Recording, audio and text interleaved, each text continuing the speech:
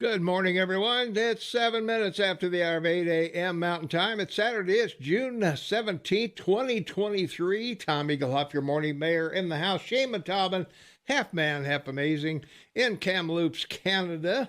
Happy to have you with us, Shane, and thank you for being here. Well, I appreciate it because, like every month now, it's a special month. Yeah, it is? What's so special about it? What is this the month of? I don't know. Well, it's Pride Month, of course. That's it. Yeah. There you go. I knew you'd know. I know. You know such things. That's it. Well, it's a big week here. We got Father's Day this weekend, Shane, and Juneteenth is on Monday. That's, of course, is a holiday here. We don't celebrate it here in Montana. It's a national holiday, but I don't think anything closes down for Juneteenth here. We weren't a slave state. We don't have a huge black population, so I think we just kind of treat it as June 19th. So I don't know. It's just one of those normal Mondays. Yeah, it's one of those normal Mondays. Well, today is also Bunker Hill Day. It's World Day to combat desertification and drought. Desertification and drought. So you got that to go. Which is a strange reality considering the last three NASA reports and, a report over a year old now from the UN cites that the result of forest burns that have occurred both in South America and Europe and in the United States has resulted in a massive growth of grasses, which basically, resulted in more clear air. So the air is clearing because of a situation that's resulted from natural burning or man burning in areas around the globe. And so you would think that science would pay attention. Got to believe the science, right, Thomas? Well, you would certainly think so. I mean, come on. Well, as we all know, we've talked about this on one of our past podcasts, that the grasses convert, CO2 to oxygen and clean the planet. So why? 25 square feet of lawn in your front yard provides all the oxygen required for human consumption a day. So you have a family of 400 square feet of grass in front. You've done your part. You're producing enough oxygen for your family in your backyard. Yeah. Or a few trees. Have 3 or 4 trees out there. Do the same thing. So. Trees help too, yeah. Well, as I mentioned earlier, it's Father's Day. And Shane, you, of course, are a father. And I found 5 things that you need to teach your kids. And I'd like your comments on these 5 things. And you can tell me if you did this with your young'uns. Number 1 is you teach your children to work. Oh, absolutely. My children had chores and responsibilities around the house, starting at 5, 6, and 7 years old, particularly cleaning their room, putting away their clean laundry, making their bed every day. And they were both working by the time they were 16. My eldest daughter was in the restaurant business, and my youngest started at Safeway as a cashier at 16. Wow. There you go. Yeah. Well, I worked in the family business. I didn't have much of a choice. We lived at the business. And we had a small farm there also. So at 10 years old, I was driving a tractor in the field and driving hay wagons and all that kind of stuff. And they taught us to work at an early age, which was good. I've always had a pretty good work ethic, I think. And so got me where I am at least. So. Number 2. Well, the other thing too is that the other one about this that's important is I didn't pay them an allowance until they were 13. Yeah. I said these are responsibilities that you need to do as an adult when you grow up, and when you're 18, you're on your own. But when they got to be 13 and they had more specific and responsible things that they had to do, then they got an allowance. It started out at $5 a week. Well, and right now we live in a society where everybody gets a trophy, Shane. But number 2 says, teach your children that life isn't always fair. Well, I was one that spent a lot of time with my children, reading and writing and doing arithmetic with them, taking them to school, picking them up, and they were always involved in sports because we lived outside the city. We were like up the road, not in the suburb. So they either took a bus to school or they had to get into town by car with one of us. And so merit became a big thing. If you accomplish this and that, then there's great results. So being involved in kickboxing or dancing, or in the case of one of my daughters, equestrian, competition, they were always busy. I wanted to keep them busy. Mm-hmm. Yeah. Well, life isn't always fair, as you'll find out the first time you have a employee evaluation, that they do use red pencils in the real world, and they will. That's right. They will. They will treat you unfairly sometime or other. So I think you need to know that you got to teach your kids that. The teachers aren't always fair. Your classmates aren't always fair. Even people around wherever aren't always fair. But number 3, you need to teach your children to envision success. They need to know what it feels like to be successful, and they need to be complimented when they do a job well, and to know what success feels like, because it will carry them over the speed bumps of life to a successful career.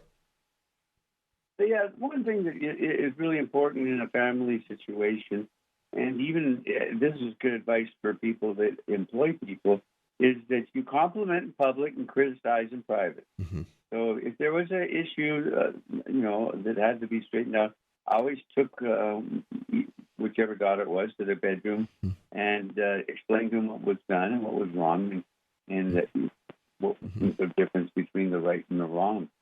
Yeah. The other thing about it is creating that ideal ambition. My eldest daughter at 7, because of My Little Pony, in the 80s, fell in love with horses and rode a horse first at a carnival at 6, and at 7 had her first horse. And my other daughter got big into soccer and did exceedingly well, and then she got into designing and making clothing and makeup and movies we love, just particularly me and my younger daughter. And she ended up falling in love with an actor in a movie and said, I'm going to meet that guy. And by gosh, she went off to Australia, got in the movie industry, and ended up being on 3 movies and said that he was it. It was quite cool. She's met some pretty amazing Hollywood types. I'll bet, yeah. So, well, number 4, take your children to church. It's the only place I know of, Shane, where the rich and the poor sit side by side. That's true. Our church was every night before they went to bed, and we did prayers, and we read the good book. Their mother had been raised as a hardened Catholic, so she didn't want to have anything to do with church or any kind of discussion of the Bible or the New Testament. But I took it upon myself to do that, and so the important thing is they understood what our Lord Christ taught us, is that first you need to love yourself, know that you're loved secondly, and that God cares for you, and accept that you're a sinner and ask to be forgiven, and then you got a golden ticket. Yeah. So it was important for them to move from love to understanding that you have to like people, not just love them, but like them, and to forgive people. And those were the three things that I focused on the most, and I think it turned out really well. I'm quite content. Yeah.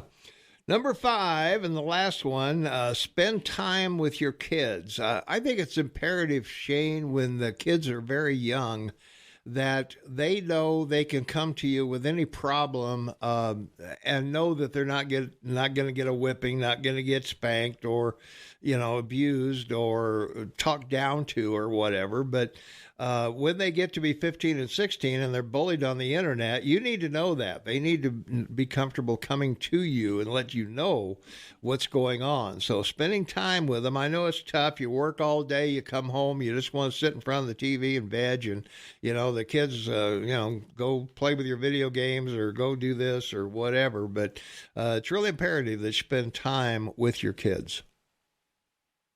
100%. And I spent as much time with my children. We went on trips and spent a lot of time in the car constantly with my eldest daughter, back and forth 3-4 times a day to her barn. And the thing that was really terrific about it is they both learned to get up in the morning and they were excited. As I said, as you all know, I'm big on saying, live to work. So that was a mantra that I felt was important to teach them. I was not a real major, what do you call it, person of punishment. I didn't believe in. You weren't a taskmaster. No, not. But myself and my siblings were terribly physically and emotionally abused by our parents. So, but I did make a point with both of them before they were 6, when they did something that was, specifically wrong, to learn the difference between right and wrong. Mm-hmm. Took them to their individual rooms and explained to them what they'd done wrong and why they were in trouble, and then literally had them sort of, lay over my knee and spanked them a couple of times, because mm-hmm. I think corporal punishment gets a point across. There is a consequence, and there should be. Yeah. All right. Good choices, good consequences. Bad choices, bad consequences. That's right. Hey, I worked for a guy that once told me for every cold, you give 2 warm fuzzies for every cold prickly. So. There you go, buddy. That's how it works. So let's take a phone call. Get this show underway. 406-522-TALK is the number. 406-522-8255. Caller, you're on with the amazing and the award-winning Tom and Shane. What's up? Good morning, gentlemen. This is Jerry. Hey. It's a great one. Good morning, Jerry. Thank you. I'm just grateful. I'm going to break rule number 3 that you just mentioned. I'm going to criticize in public. Is that okay? Yeah, that's right. Yeah. Okay. Go for it. I can't believe what I heard on the way home from Livingston yesterday. Hannity had apparently interviewed the governor of California, and it was just the most disgusting thing I've ever heard, where Hannity was asking questions, and of course Newsom was just praising Obama. And obviously, Tom, he missed your statements that the president doesn't create jobs. Yeah. Because Newsom said Biden created 12 million jobs since he's been in office. Yeah. Now, I'm thinking to myself, really? I don't believe that. Do you? No. Okay. No, I've said it before. They don't create jobs. They don't have an effect on unemployment, and they don't affect the stock market. Those 3 things, nothing to do with them. Yeah. Obviously, Newsom doesn't get that, because he mentioned that that's the lowest unemployment in 50 years, and that the president of the United States, Mr. Biden, is a man of character and integrity. And I thought, good grief. Are you talking about the same guy that's in the White House or somebody else? Yeah. And I couldn't understand that. That's why it just happened to be on the radio. I don't pay attention to Hannity. He's very repetitive. Yeah. And another thing, I couldn't understand something, Tom. How are they going to build a railroad across the Pacific to the Indian Ocean? Well, that's going to be an AI thing. Artificial intelligence is going to design that, Jerry, and it'll be a piece of cake. Really? Yeah. I mean, is it going to be elevated? But of course, the 48 hours to ride it doesn't make any sense when. That's why we have airplanes, right? Yeah. Well, and guys, is it going to be elevated over the ocean or under the ocean? Well, it's going to have to be a little elevated because of the waves, I mean, and whales and the porpoises. Yeah, but what about cyclones? Yeah, well, you don't want the porpoises jumping into the side of it, so it's got to be up a little bit. So Jerry, I have a question for you, buddy. Yeah, I have a question for you. So after everything we've now learned about the syndicate of the Biden family, and in the last 2 weeks, I'm convinced now that the big guy isn't Biden, it's Obama. He had to know about all this. And I think he wanted 10% because he said, you guys go do this. I'm okay, we're all in. But I get 10%. Yeah. I think the big guy is Obama. I mentioned that last week. Mm-hmm. Yeah. That's who I think it goes right back to is President Obama. But they're going to protect him and protect his legacy. And I do believe that Obama is actually the puppeteer. He's the puppeteer, in 100%, my opinion. Yeah. But, well, if you remember when Biden was talking about firing the Ukraine prosecutor, the guy said, well, you're not the president. You don't have the authority. He said, call him. Call him. He's aware of what I'm doing. He wants his pound of flesh. Hey, gentlemen, did you hear this Supreme Court decision, unanimous 9-0, about the something about our waters, and it was against the EPA, who was overstepping their bounds when it comes to regulation of our waters. Mm-hmm. And the EPA said we're not going to adhere to the Supreme Court's decision. These are rogue agencies. These alphabet people, they're rogue. It's terrible. And one last thing I'd like to mention.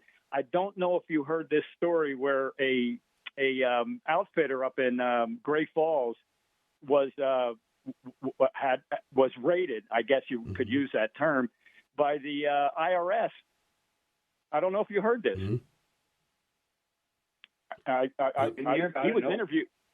Yeah, he was interviewed on Aaron Flint's show, and he pulled into his business, and 20 IRS agents, all in their tactical gear with their long guns and handguns, and one ATF agent, and they never notified the sheriff.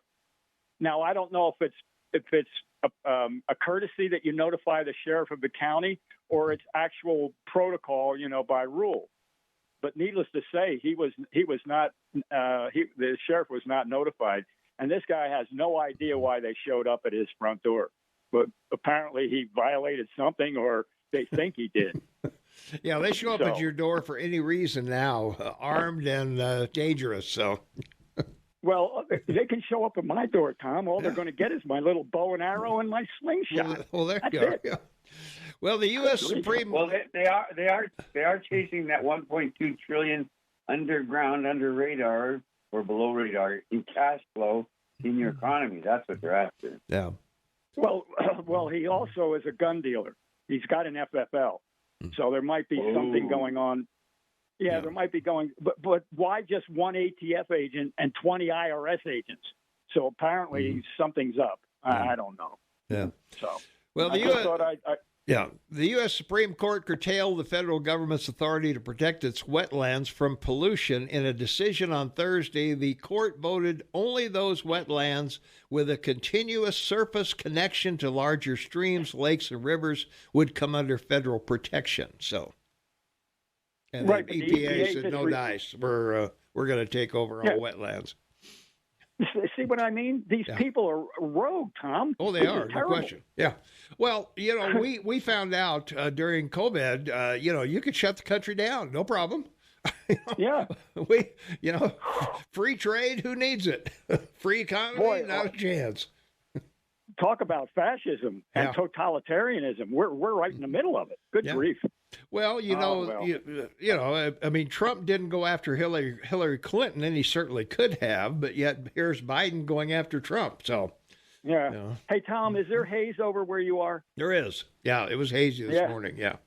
Yeah, and yesterday too. You couldn't even see the crazies. Is there fires going on? Well, I don't know of any around here, but I know all I could see this morning driving in was outlines of the mountains. So. That's Wow. where we are, yeah. Oh no! Well, I'm going to have to get my mask back out again. Yeah, I think so, Jerry. I think you're SOL. Well, thanks for taking my call. Have a great All right, Father's Day, both of you, and enjoy the Happy weekend. Father's Day, Jerry. Thank you, sir, but I'm not a dad. Yeah, there you go. Well, you can adopt me, Jerry. I gladly will do it, Tom. You're All my right, new man. son. All right, Thanks. man. Take it easy. Bye-bye. All right. Yeah, I don't know, Shay, there's been so much going on this week. Trump went to trial on Tuesday down in Miami, and big fanfare over that. And federal district judge Eileen Cannon, a Trump appointee who sits in the Southern District of Florida, was assigned to oversee the criminal case against the former president and Donald Trump for handling of classified documents at Mar-a-Lago. And Cannon's assignment drew controversy because of her ruling in an earlier lawsuit in the Southern District of Florida, which Trump filed 2 weeks after the federal bureau raided the Mar-a-Lago. And she was the one who wanted the special master to look at the documents and whether or not he should have them or not. And I'm going to talk more about that in a minute. What do you think, Shane? Well, the crazy thing about it is she should recuse herself because of the case you're going to talk about. Because a decision she made in that case was overturned by the appellate court and thrown back, and she was ordered by the appellate court to dismiss the case. So she's already in a conflict of interest. Again, another example of confusing government. All right.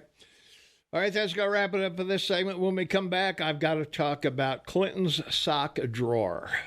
You'll want to hear this one. So it's pretty good. So anyway, thanks for being with us this morning. We weren't sure we were going to be on the air or not. The thing was down for a while, so it looks like we're on. So we're happy to be here with you. So we will continue with more Tom and Shane right after the news at the bottom of the hour. Stay tuned. 27 minutes for the top of the hour. It is Saturday. It's June 17th, 2023, Father's Day weekend. Happy Father's Day to all the great dads out there. Shane Mataman joins me, a dad himself, of course. And, well, Shane, from our AM 1450 KMMS app on your smartphone, banks and post offices are closed, I guess, on Monday for Juneteenth. And the app is working again, so... We're excited. We're excited about that. What do you think? Shall I try to call you on Skype? No, because it's not working. It's KMMS. What more do you want? That's all you got to know, Shane. So it's just not. Well, anyway, I wanted to get back to. Let's see, we got the banks closed, and we've also got, from our 5 things kids, to make great dads, Ken says, add this one, life's greatest lesson is failure. That's right. Get up. When you're knocked down, get back up, Shane. Absolutely. Never give up, right? Absolutely. Never give in, never give up. All right, I got to talk about Clinton's sock drawer because this was published in the Wall Street Journal on Thursday, I believe, the 14th. I think the 14th was Thursday. I don't know. It doesn't matter. It was on the 14th anyway.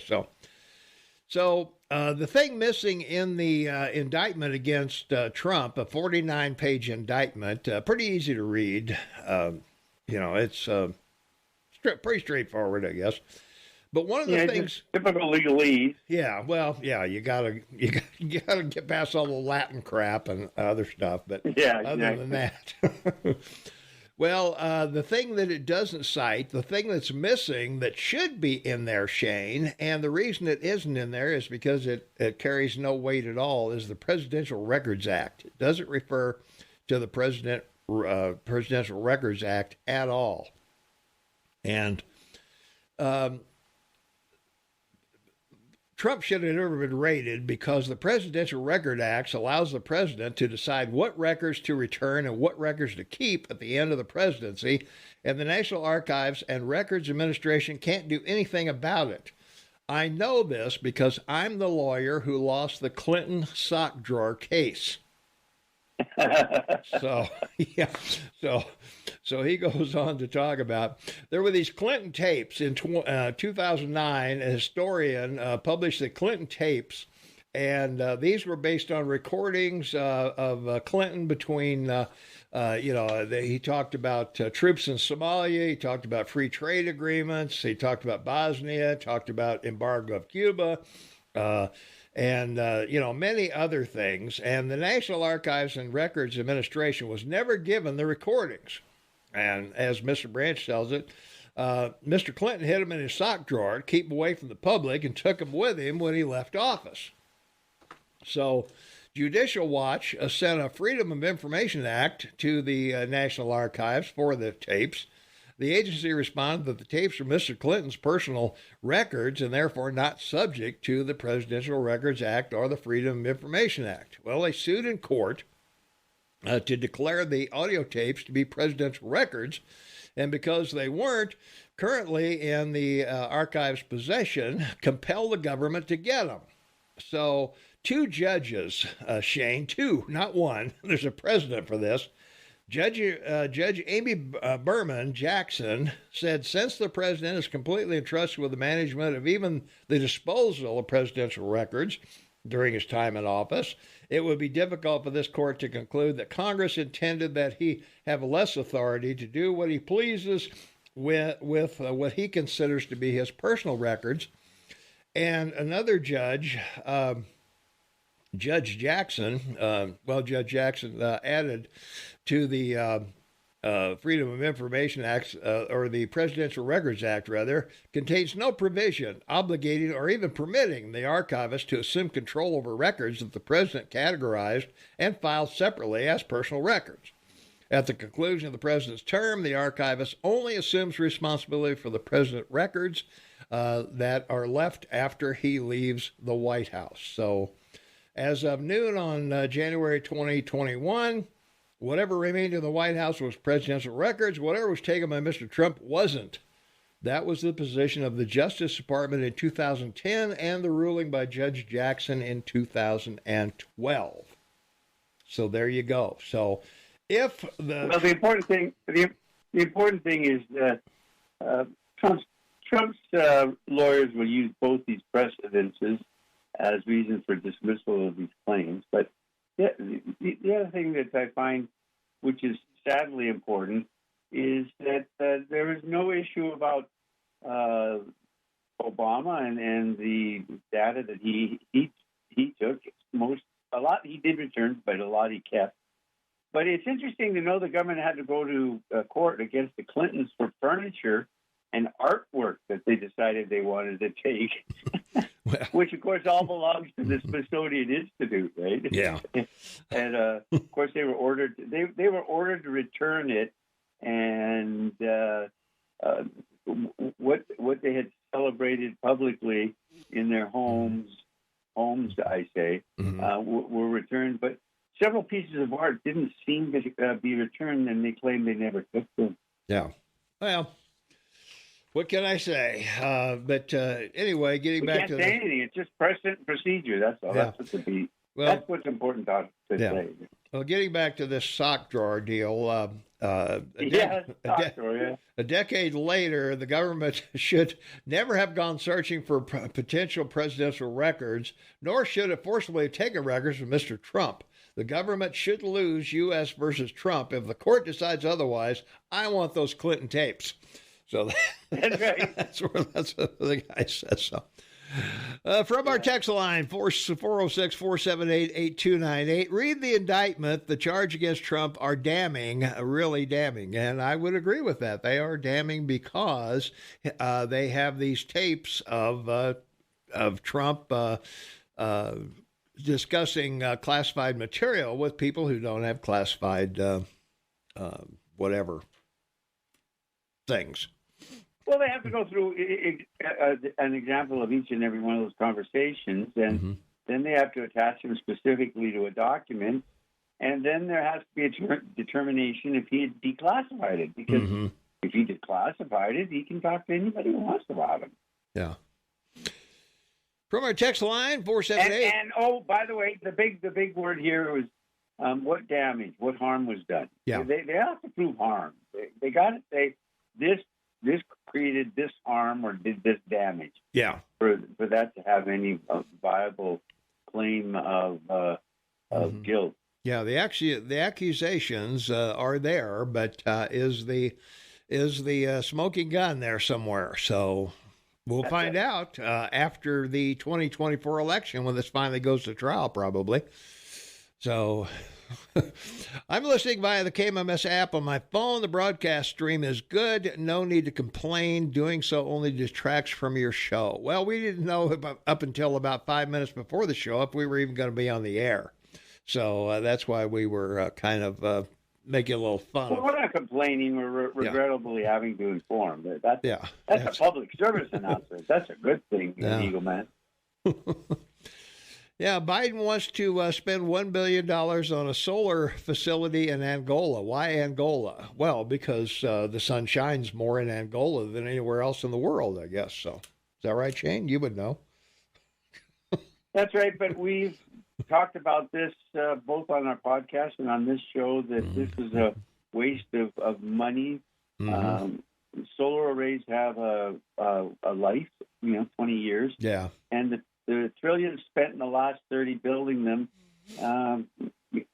any new ones being built have to replace the ones that are out there. So they're not going to build any bigger or better ones. They're going to be, spending too much time now trying to replace ones that are dated and have to be replaced. But we're the only ones that have told the world. Yeah, I don't know, this global warming has gone on way longer than I thought it would. It's turning into the Bud Well, don't Light. worry. We only have 4 years left. Well, I guess that's right, yeah. So, well, the 37-count federal indictment against President Trump is putting the Republican senators who endorsed him in an awkward position. They are sticking with the president, who is enormously popular with much of the GOP base, despite the allegation that Trump mishandled classified documents and conspired to obstruct justice. But there are signs of anxiety even among his most staunch supporters, who are focusing their fire on the Justice Department, a strategy that allows them to avoid a more direct defense of Trump's specific actions. So, Permission to use a hypothetical? Absolutely. Well, they're floating impeachment claims now in the House. Yeah. And several congressmen have filed letters of impeachment.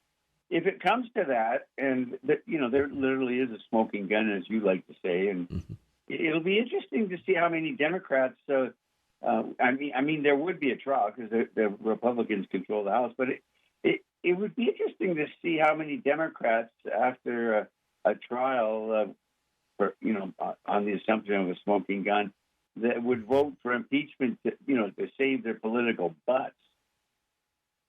Well, yeah. Well, because if the American people and the numbers showed that he should be impeached, but by polls, ha ha ha. Yeah. There are a lot of Democrats that they'll throw anybody under the bus to stay in Congress for 2 more years. Oh, they will, no question about that. Yeah, that's been more evident in the last 2 years since Biden took office than ever before. From our text line, 478-8298, Biden was given a gun control speech in Connecticut yesterday and concluded his diatribe with "God Save the Queen." Then tried to find his way off the stage. God save us from this corrupt, incompetent, lying, feckless clown. Well, that was in the same sentence. He started out with, I'll be trying to do this until I'm 110. Yeah. And like you said, then he said, God save the Queen. She's passed away. What an insult. I know, yeah. Not just to her, but months to her ago, son, who's the new king. Yeah. Yeah, that was a long. That was. See, that's what he gets for not going to the coronation, because obviously Jill didn't tell him. Oh, apparently Jill not. was a new king. Yeah. Apparently he doesn't know that. So, But yeah, the Republicans need to walk kind of a well, they're walking a tightrope here. They're walking a fence line, I guess, to decide what's going to happen here. Many people, including me, Shane, I believe the Trump polls are inflated. I don't believe he has the popularity that the polls claim he does. But still, he's well ahead of DeSantis and Haley and some of the other folks that are in there, Scott and Asia Hutchinson and some others. But yeah, I'm. We talked about this a little bit on our podcast on Thursday about the reliability of these polls have kind of gone south. I think, particularly with the Clinton Trump election when. The night before, Hillary's 10 points ahead in every state that, was a swing state, and Trump ended up winning them all. But so. People do have a choice to not answer the polls, hang up on the pollsters, or tell them what they want to hear, too. Yeah. Well, I think it comes down to if I contract with a pollster, I would tell the pollster, give me a poll preferable to President Trump. That's what I'm going to pay for. Yeah. So. Fair enough. Yeah. So that's why I have doubts. Have my doubts that the Eagle Man and his perpetual doubts. What a positive guy. That's it, man. I've got them, so. Well, you mentioned earlier, Shane, Republican members of the House are beginning to drop articles of impeachment against Joe Biden as the Justice Department has moved forward with indicting and prosecuting former President Donald Trump, the front runner for the 2024 Republican presidential nomination, for documents Trump says he declassified before he left office.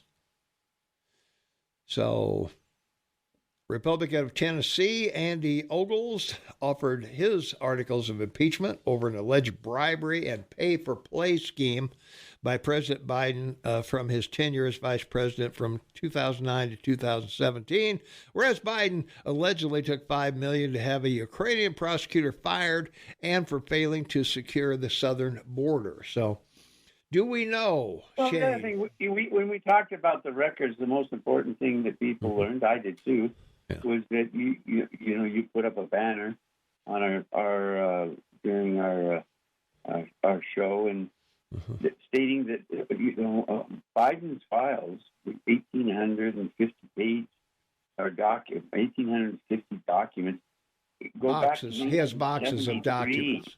Yeah. From 1973 to present. Yeah. That's a very strange reality. Yeah. Yeah, 1,850 boxes at the University of Delaware, who won't give them back, by the way. Yeah. So right. That shows you how much power the archives have. They can't get the FBI to go into the University of Delaware and get these 1,800 boxes and 400 gigabytes of recordings that they have there. So that Biden gave them way back when. One of the thoughts is that they don't want to get them. They don't want them made public, is because the Reed case, where this Reed woman accused Biden of sexual assault, and there may be some records of that in the university archives. So we don't know. But the other issue too that we discovered this week from a whistleblower from the Justice Department and the IRS is that they confirm now that. Two things: the FBI document confirming the $5 million paid to Biden and his son Hunter from Ukraine, and secondly that there's 17 tapes that the Ukrainians are holding on, 15 phone calls with Hunter Biden and 2 with your President Trump discussing these matters. So no one seems anxious to investigate this, but. It was brought up last Friday. Of course, that was the same day they indicted Trump. So 350 minutes last Friday night on your national networks and cable news shows about Trump's indictment. 0 minutes about the investigation into the 5 million paid to Biden and his son from Ukraine. That's worse than Watergate, right? Well, and nobody carried his speech either, citing that it would be full of lies and full of distortion, so we're not going to carry it. So there you go. Well, if it's full of lies and distortion, shouldn't you let people know that? I'm incapable of recognizing a lie or a distortion when I hear it. Come on. Well, that's right. Yeah. Well, the other thing we talked about on Thursday was where is the proof of Biden receiving this money? Because when he was asked about it, he said, "Well, where's the money?" He's made his tax returns public. I don't know if his other family members have or not, but he has made his public. So where's the money? Where's the $5 million? Well, one of the interesting things, which of course Trump got in trouble, but that's because he was pursued. 30 third-party payments for things like maybe a car or maybe a third-party or second-party credit card that you have. You don't report on your income tax because it's not income. It's just money you spend. Well, but you got to get the money to spend it. Not if it's gratis. I mean, if someone buys you a car or leases you a car, but that's what that's income. They got Trump on. That's definitely income. Well, I know, but that's what they got Trump on. So I know all these things will come into play, and we'll find out how it goes on Thursday at our show, our podcast. I mentioned the RICO Act, and under the RICO Act, if you look it up, Racketeering Act that Giuliani used to take down the mob in New York. One of the specific aspects of the RICO Act is if you're indicted or you're charged with any felonies under the RICO Act, you automatically forfeit assets because and they'll be returned if you're not found guilty. But until such then, the government can confiscate assets, homes, money, bank accounts. Well, the investigation and trial occurs. And, boy, that'd be devastating to the Biden family because they're all involved, buddy. Well, we'll see. Let's take a phone call. They say the whole damn family. Let's take a phone call. 406-522-TALK is the number. Caller, thanks for waiting. You're on with Tom and Shane. What's up? Well, good morning and happy Father's Day to all the gentlemen that are listening to thank you. To the program this morning. And I don't know, it's such strange weather. I'm telling you, I can't get over this. Yeah. But I just want to say that I'm not so concerned. It's called January, dear. Oh, I know. God, I don't know. But maybe it's all this junk that China's been putting up into the universe that's upsetting everything. But I just want to say, this President Trump indictment, his lawyers can prolong the trial until even after the election in 2024, because it looks like he's got the majority of the vote right now. I heard as much as 64%. I don't know if that's true or not. You know how polls go. But I know I'm supporting him because I can see what's happening, and it's just not right. And I'm hoping that the Biden family do get investigated, and if found guilty, that they do get arrested, and they also be placed on trial. And like you were saying, a lot of other assets could be confiscated. But what's worrying me now more than even this Trump indictment is what's going on between Iran and the United States. The Secretary of State Blinken and U.S. Democrat Senator from Massachusetts, John Kerry, are cooking up this situation that they're calling the freeze to unfreeze, which means that they're going to freeze Iran and their nuclear weapon programs in order to give them $20 billion of frozen Iranian assets that we have here in the United States. And That is just unbelievable, because the kicker is that they're supposed to use this $20 billion on humanitarian efforts, and the Iranian people are not humanitarian in any way. But that's extremely frightening, and I don't like what they're doing behind the backs of the American people, because we have the right to know what's going on. And it's so ridiculous, because John Kerry says that Iran's no threat because they don't have the materials to make nuclear weapons. Well, that's so ridiculous, because if you give them these billions of dollars, they can buy the materials from other countries like Russia and China.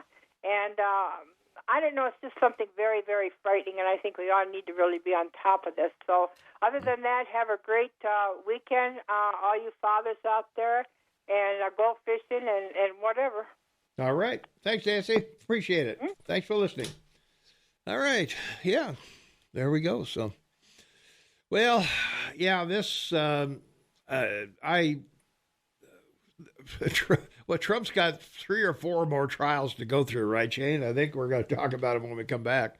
But are you there? Well, yeah, he's got 2 more. He's got 2 state issues in New York, a state issue in Georgia, and then, of course, this federal issue in Florida. So, yeah, that's been the whole case. I don't think there's been a period since 2015 when he decided to run for president that he hasn't been under some form of investigation. Yeah. And he was audited. He told during the election, 2015-16, that, he's been under audit by the IRS for 20 years. Yeah, I was going to say. He's been dealing with the U.S. government for the better part of 20 or 30 years. Well, we got to go. That's what I've always said. If the IRS doesn't have a problem with his returns, what am I going to find? So we'll be right back. So stay tuned.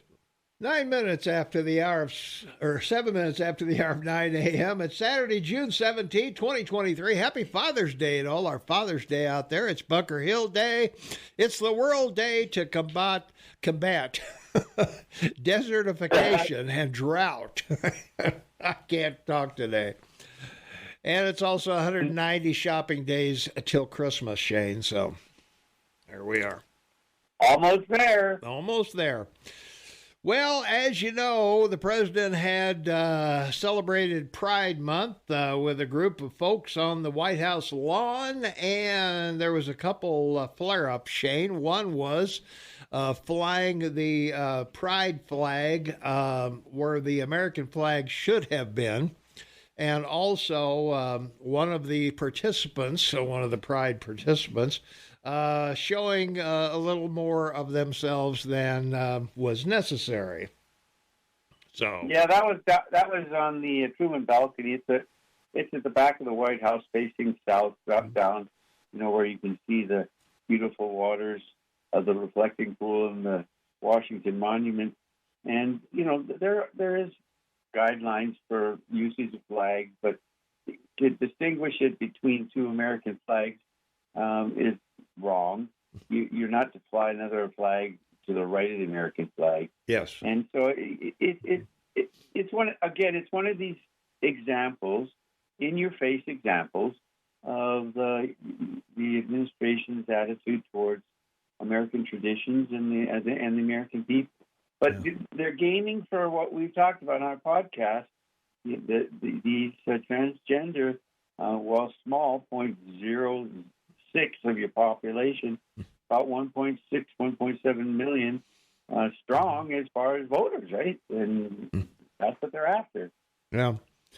Well, I don't know. Anyway, Republican Senator Roger Marshall introduced a bill on Wednesday, Flag Day, aimed at preventing government buildings from flying any flag other than the American flag. The bill, known as the One Flag for All Act, will make it illegal to fly, drape, or display any flag other than the American flag on federal buildings or properties with limited exceptions.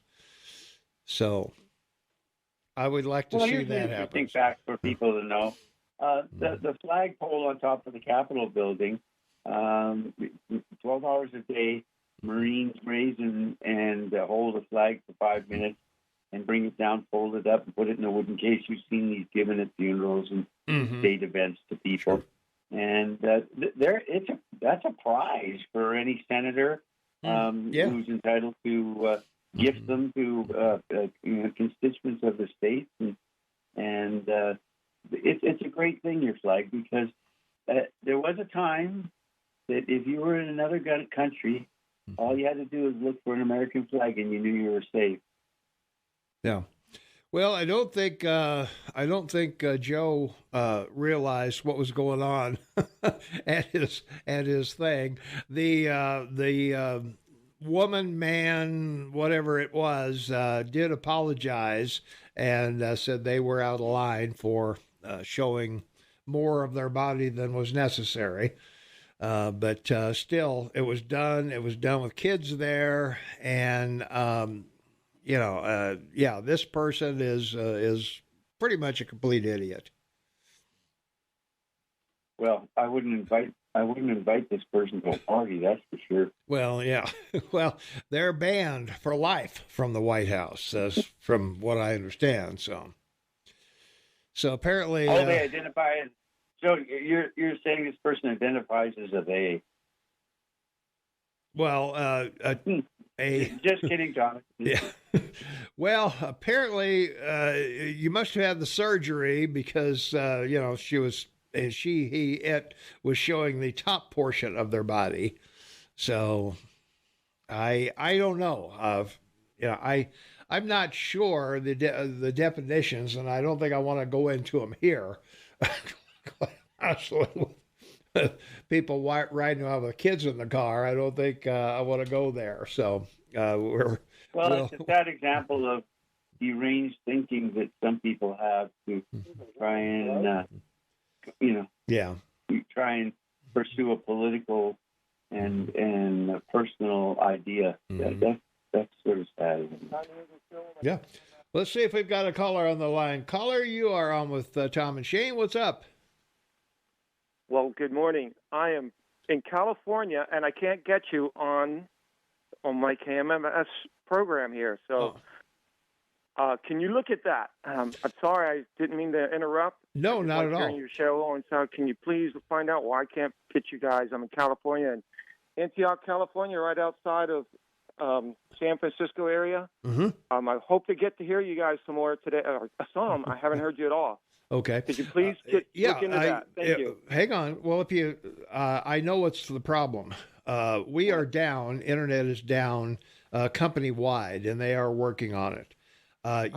You will be able to rehear the show at KMMSAM.com. Click on Tom and Shane's podcast. It'll be up about a half hour after the show finishes, so you can hear the entire show. I'm definitely going to do that. All right. You guys have a great day. Before you hang up, do you think that your governor did well on Hannity this week, if you saw it? Or better yet, do you think he should run for president? Here in California? Yeah. Yeah, your governor was on with Hannity the last couple nights. I did not know he was on there with Hannity. Yeah. So do you think he should run for president? I don't think so. Yeah. No. All right.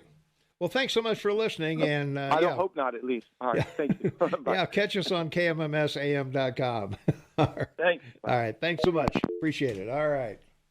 Well, boy, it shows you the power we have, Shane, when people in California miss us. Well, I have the show on one of my files, and I'm listening to it. I can hear fine. Yeah. Well, I don't know. I don't know what's going on with. When I came in this morning, we had no internet, and we don't have. I can't see Shane this morning because Skype's not working. So they are. I texted the engineer. He said that this is a company-wide thing, so it's not just here in Bozeman. It's all over the state, all over the country, and they are working on it. So they did get the app working, apparently, I guess. But maybe in certain areas the app isn't working. So we apologize for that. But they are aware of it, and they are working on it. So there you go. That's good. Yeah. Well, as long as we're on the as long as we're on the pride thing, Shane, Wisconsin County considers sanctuary status for transgender kids. So, in other words, if you want to mutilate your child, you can do it in Dane County in Wisconsin. That's where the state capital of Madison is. And they will vote on a resolution declaring Dane County a sanctuary for trans and non-binary individuals at the county board meeting this Thursday. I guess that was day before yesterday, after it was referred to the executive committee earlier this month. So you can take your kids and have them mutilated in Wisconsin if you like. I guess that's a state you want to visit in an RV, right? I suppose so. Well, former home of the Milwaukee Braves and now the Atlanta Braves, of course. Yeah, the Board of Supervisors firmly states its commitment to protect transgender and non-binary individuals and believes that access to health care is a fundamental right, and all people in Dane County and the state of Wisconsin should have access to all health care, including gender-affirming care, or as we like to call it, gender mutation, whatever it is. Well, the mutilation. called it, abortion was on the 2020 election, 2022 election, and now you're going to have the transgender on as well. And those two issues will be interesting to see how down ballot voting goes in individual states, because the majority of states right now, as you know, are controlled by Republicans. So we'll see where all this rides, right? Well, that's where we're going with it. It's going to be an issue, and I think the Republicans are in trouble of losing both the House and the Senate, because both abortion and trans situations are, they're going to be forced into people's brains between now and 2024. Well, they already are, but that's... Well, they're going to be even more as we get closer to the election. So yeah, that's a no-brainer. That's going to happen for sure. So yeah, it's not going to be. I don't understand how people can go along with this. I don't know if you saw the what are they, the ladies of perpetual indulgence or whatever they're called. Yeah, in Los Angeles. Yeah. Did you happen to see that, Shane? No, I have no interest in watching it. Okay. Well, I watched it last night, and the interesting thing about them, they were on the field and they were honoring them and they were listing all the groups that they support, homeless children and food banks and all this other stuff. But the interesting thing was, there was nobody in the stands, Shane. There's nobody in the outfield. There's nobody in the lower deck. There was nobody in the seats at all. They did a pan of the stadium, and there was nobody there. It makes no sense that baseball is just a ritual in America, and yeah, you'd think that after what they saw the NFL do and the NBA did to ruin their brand because of taking these type of political positions. Baseball is the one that, it's expensive to run a baseball team as it is to run a football team or a basketball team. It's $1 billion industry. Well, why would you want to ruin $1 billion industry? Well, that's, you're in California for one thing, Shane, and you're in Los Angeles. So, you can't not do it, I don't think, in Los Angeles. So. Well, the amazing thing, too, is that this weekend, of course, the U.S. Open is a Father's Day weekend. And for the first time in the history of the championship, 75 years, it's being held in Los Angeles. So I'm interested to see today and tomorrow, because you usually catch it on TV, how big the crowds are for it. Usually it's a big banner thing, but it'll be interesting to see. Yeah, it's the Sisters of Perpetual Indulgence, also called the Order of Perpetual Indulgence. They're a charity, protest, and street performance organization that, demeans the Catholic religion and, just attention getting, I don't know. I can't find the adjective, Shane, or the noun. Either one. But look, under the First Amendment, they have a right to it. They do. To demonstrate, but to give them a platform for a multi-billion-dollar industry, to give them a platform, is very. Well, under protest, they disinvited them, and then there was more protests, so they invited them back. So that gives you an idea. That gives you an idea of the power of of California or Los Angeles, at least. And it gives you an idea of the power of the fans. They boycotted it and didn't go. Yeah. So, I don't know. Anyway. Like people have done with CNN, they've changed the channel. Yeah. Well, apparently they did because, I don't know, you can look it up on YouTube, the Sisters of Perpetual Indulgence, and I think they panned the stadium. You could see how empty this place is. I mean, there's a lot of people cheering for them when they're introduced, but I think all of them were somewhere near the public address system.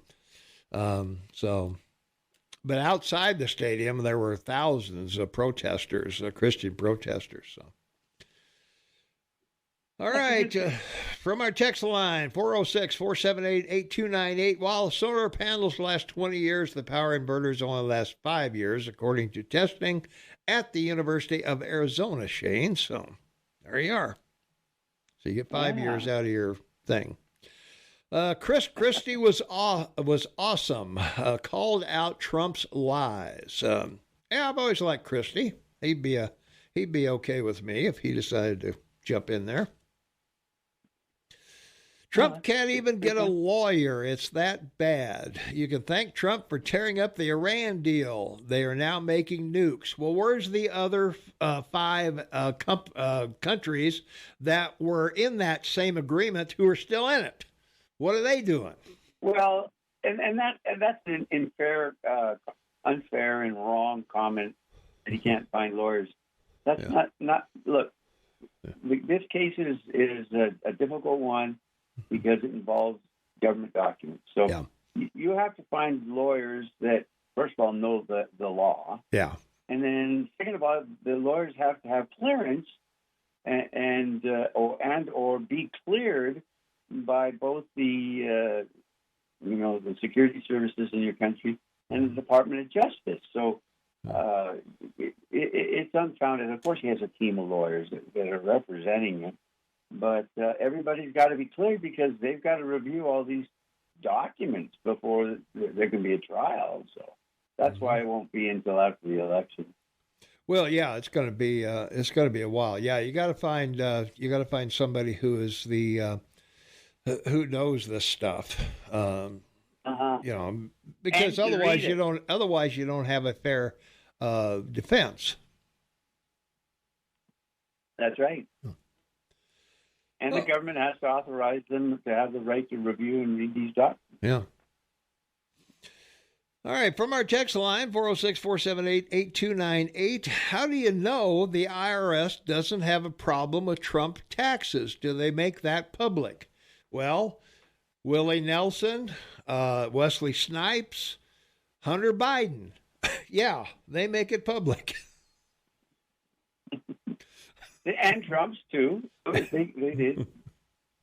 I don't know why these people don't know their own history, but... Well, and the other thing, too, that Nixon was the first, I believe, to release tax returns while in office. All the other presidents didn't release their tax returns until they were out of office. So... Well, that's right. And one of the reasons, of course, Nixon did that was because the Kennedy family was so wealthy, and they didn't want to give up any personal tax information about the family or where their wealth came from. Yeah. So he thought that would be the right thing to do politically, because it was such a tight election in 1960. Yeah. From our app chat line, AM 1450 KMMS on your smartphone, the menace from Ennis. I'm listening to the app. I haven't had any issue with your bloviating.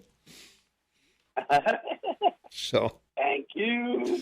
The menace from Ennis. All right. Happy to have you on board. So we thank you so much for listening. So, well, AI is another thing that's come to light, Shane. It's been in the news lately. AI stocks, Microsoft's getting into it. All these people are getting into it. And AI voices are used to scam people. People record things on Facebook and post them on Facebook, Instagram, whatever. And people are able to take these voices and through artificial intelligence make them sound real and use them to scam seniors that, my nephew's in jail in Mexico, or, we need bail money or something like that. So, well, I'm sure the Chinese love it because they see AI in this situation, social networking and so forth, as another way to tear apart, both our countries and our political, our political situation. There's enough false information on social networking as it is, and this will only complicate it. At the end of the day, and we'll know within less than 2 years, we're going to find out how dangerous AI is in that regard, but more importantly, how damaging it is on a global basis for economies and replacing people's jobs and everything. One of the most fascinating ones that we talked about on our podcast was a company that developed an AI program, an algorithm for drive-through windows at fast food restaurants. Mm-hmm. Yeah. Because now all the order takers are going to be replaced by AI. Yeah. And that's several 100,000 people. Yeah. A million people easily on a global basis when you look at how large your fast food industry is globally. It's a huge industry. Yeah. Well, let me ask you this. At one time, it took 20 guys all day to dig a basement for a house. Now they do it with a backhoe. Where'd the 20 guys with shovels go? They went somewhere. They did something else. They went to work at McDonald's. Apparently. They must have. taking orders in the drive-through. Okay. So, So the backhoe guy, AI, will be directing the backhoe in the future. So we won't need the guy on the backhoe at all. Nope, that's true. So all we need are the GPS coordinates of where the basement's supposed to be, and boom, piece of cake. Done deal.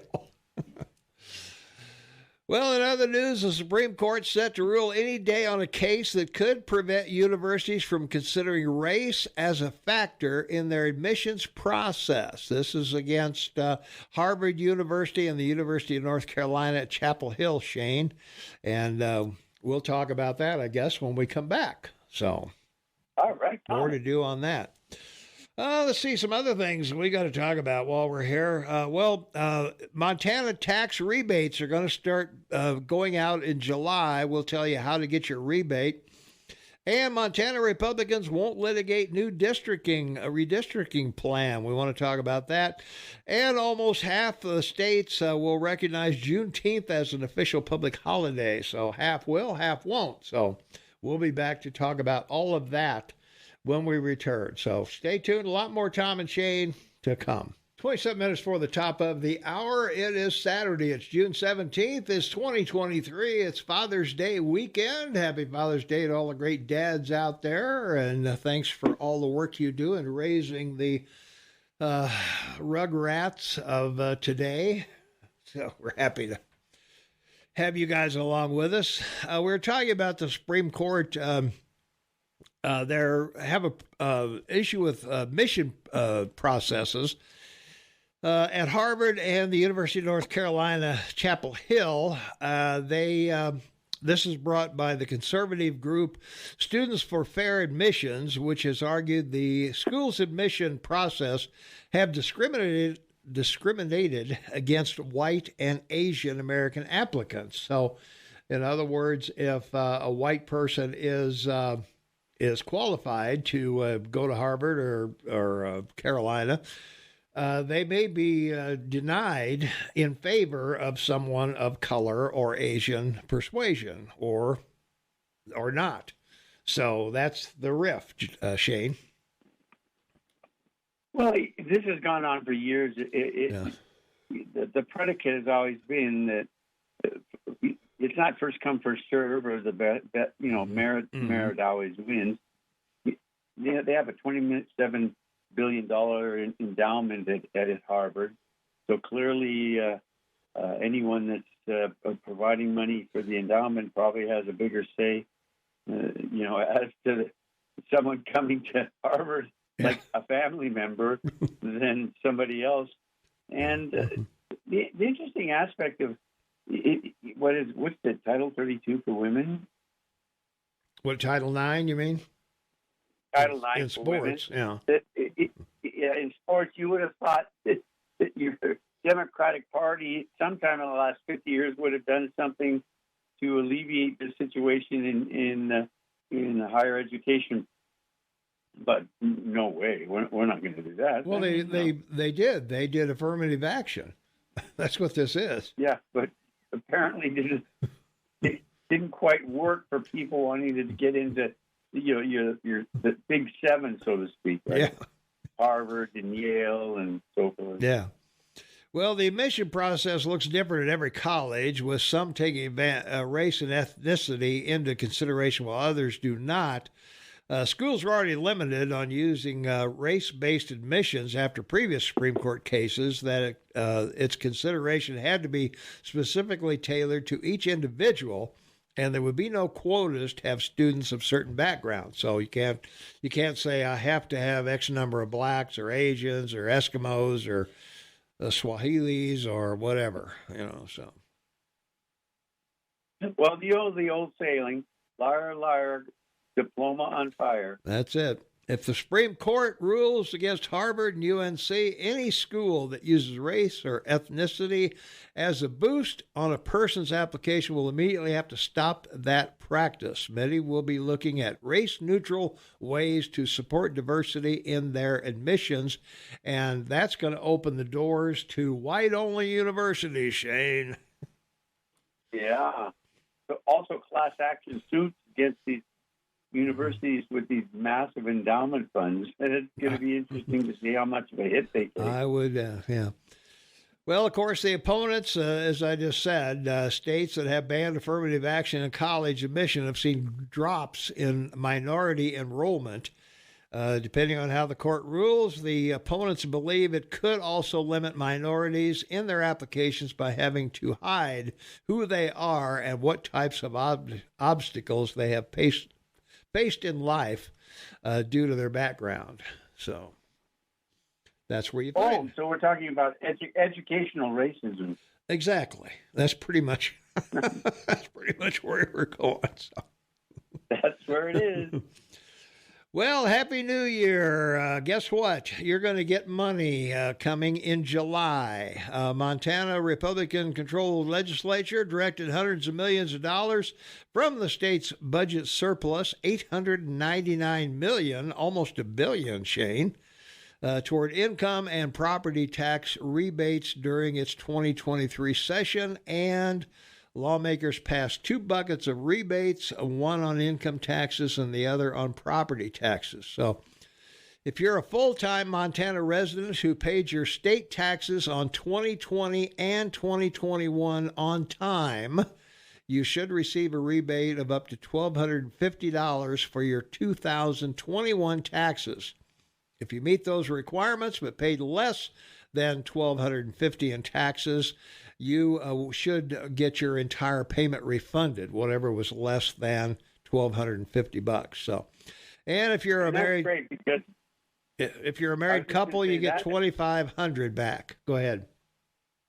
It's a great thing because these governors that got money from COVID, as you know, in the new budget that just passed, they have a claim in that document that the government is going to reclaim unspent COVID money. So it's quite fascinating to see, because across the board, both Democrat and Republican governors across the country are quickly finding ways to spend it.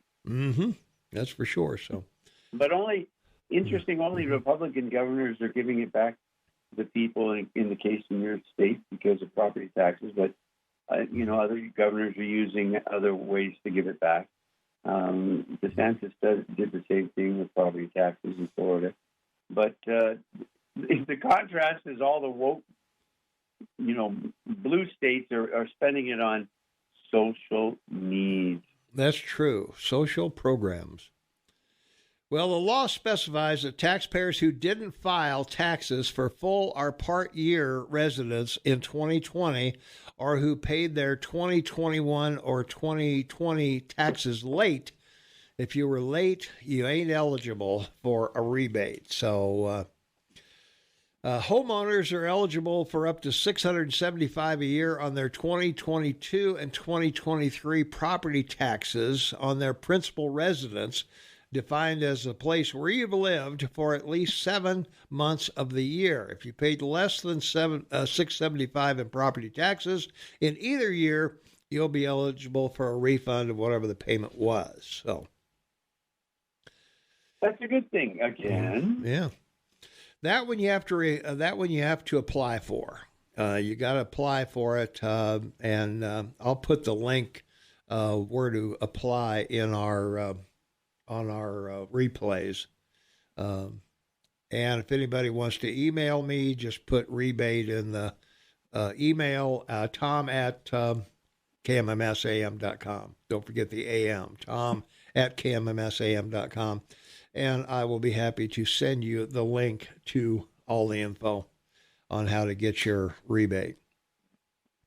All resident taxpayers, regardless of ownership status, qualify for the income tax rebates. The property tax rebates, however, are only available to homeowners for taxes paid on their principal residence, while landlords typically use a portion of renters' housing payments to pay property taxes on rental properties.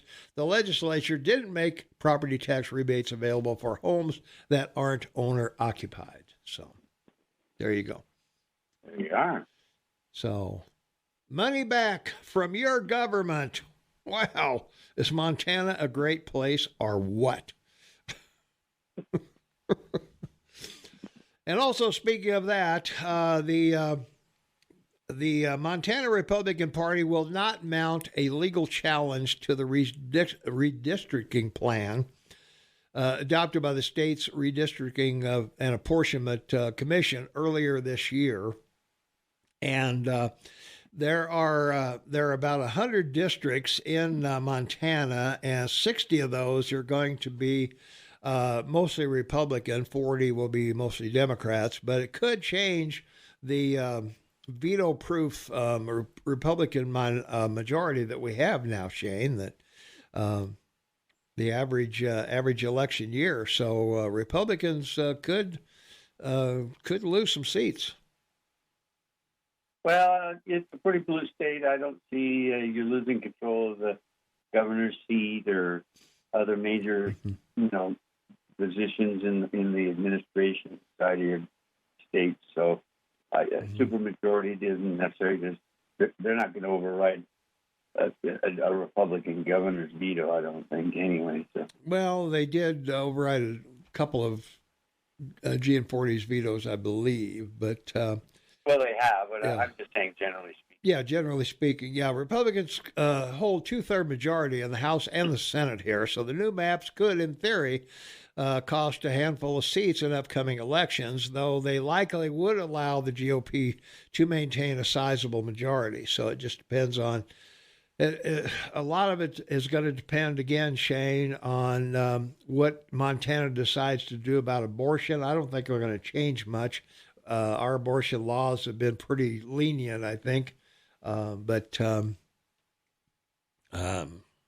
haven't heard a lot from the legislature as to anything they changed or whatever. So Well, I think it's always been a standard position of most states, Republican or Democrats, since Roe v.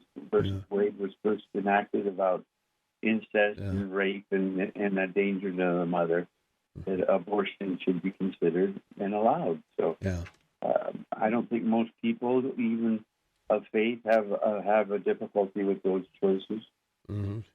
Yeah. The Iran deal requires all countries. When Trump left, it was void. No, it wasn't void. It wasn't void.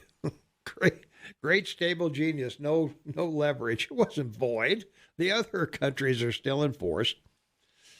Nope, Hunter Wesley made tax problems public, not the IRS. You think that is public info? I have a bridge to sell you. Well, Hunter certainly was.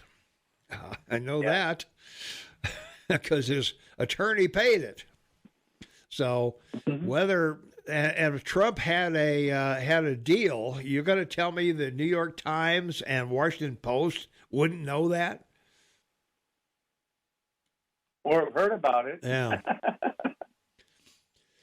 So you're saying I can just ask the IRS about time you got off, and it'll tell me he's got tax problems. We hate social programs. People suck. Spend it on the military. Well, as far as the tax thing from the IRS, to the best of my knowledge, I don't believe Trump has been charged with any tax evasion. That would be public. So, well, it certainly will. And, yeah. But the big argument in 2016 during the campaign was that he, used tax write-offs with regards to real estate, because that's what his family's in. Yeah. But in the debate, he admitted that, of course I did. I'm going to use whatever I'm allowable to use, and that the government legally said I can. So I didn't break any rules. And, they tried to come up with some crazy claim that things were undervalued or overvalued for tax purposes. And guess what? At the end of the day, he paid his taxes, and none of that was true. So, what they came off on was that the guy that did his accounting for him internally, and been with him for, over 20 years, he paid for his housing and a car, and also put his family through college. And they said, well, that should have, those are taxable items. And, well, the guy had to go to jail because of it, and that's a regrettable thing. He was in his 70s. From our text line, 406-478-8298, when Biden's fascist jackboot thugs from the FBI come pounding on my door for being a conservative, I'll be ready. In other words, being old, the threat of spending the rest of your life in prison isn't too scary. Semper Fi. Yeah, that's the way I feel. Hey, 3 squares a day and a place to sleep, and I'm too old to be sexually attractive, so I think I'm okay. And free TV. And free TV, yeah. And internet. Yeah. Just a reminder, Donald Trump sued to have his college records kept secret and sued to keep his tax returns secret. Do you honestly think the IRS would make any of that public if they were investigating him? Yeah, I do. I think they would. Of course they would. Of course they would. Do you not know who's in charge of the Justice Department and the FBI and the IRS? Do you not know who's in charge of those entities? Do you think for 10 seconds they're going to keep anything about Trump private, whether he sues or not? Give me a break. Jeez. Wake up. Smell the coffee. Well, that's the other thing that's now running on social media quite widely and getting millions of views is that the statement your president made 2 weeks ago, at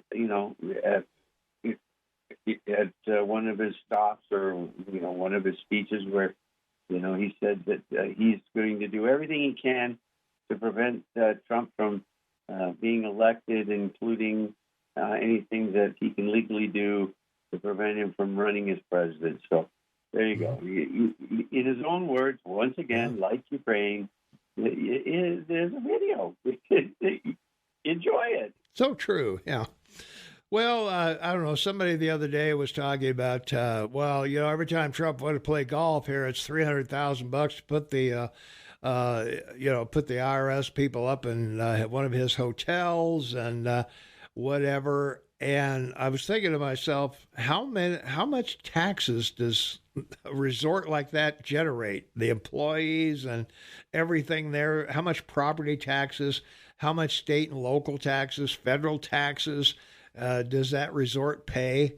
And you're bitching about putting a couple of IRS agent in a room in a hotel. I mean, give me a break. Well, that's right. And, the Trump family company or the corporation, Trump Corporation, is the cash cow. At the end of the day, after taxes, state, local, federal, $500 million a year in cash flow. Cash. Mm-hmm. Yeah. The only other thing you could compare to that is Berkshire Hathaway, and they generate $400 million a week. Yeah. So there you are. Yeah. Where's your bitch about them? Yeah. Yeah. Well, looking at the map here, where state workers have Juneteenth as a paid holiday off, Montana's not one of those. So I think the banks may take it on themselves to pay their employees, but according to this map I'm looking at, it's not a paid holiday in Montana, Wyoming, or North Dakota, Arizona, Kansas, Oklahoma, Arkansas, Mississippi, Florida, South Carolina, Kentucky, Indiana, Wisconsin, Iowa, or any of those stupid states in the East. Yeah, well, it's interesting because your woke media will attack the states that don't have it as a holiday, but they won't mention that, of course, it's a recognition of Abraham Lincoln's, announcement of freeing African Americans on the 15th of June during the Civil War. But he followed it up with the 13th Amendment. So it's one of those practical things that Americans should know about their country and their history. Yeah. And that the Democratic Party, or as I call them, the Demolition Party, they've always been the party of racism. And it's a true fact. People have tried to talk about it for 20, 30 years, but clearly it hasn't gotten to the Democrats that keep supporting the most racist party in your history. I mean, in the 1932 elections, which elected FDR, there were 23 members of the House elected and 7 senators, all that were members of or Grand Masters of the KKK. Yeah. And, Robert Byrd was the biggest one from Virginia. Wow. Mm-hmm. Well, the first year it was recognized as an observance, since we have California listeners, 2003, there's no listing of the first year it became a permanent state holiday. And the same with Montana.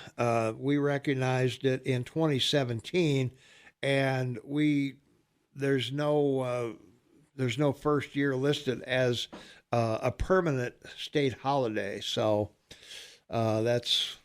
let's see. In California, state employees can choose to take Juneteenth off in lieu of a personal holiday. And in Pennsylvania, the day is designated as an official annual observance and a paid day off for state employees under the governor's jurisdiction. And in North Carolina, some workers can choose to take a floating holiday on a day of cultural, religious, or personal significance, including Juneteenth. So...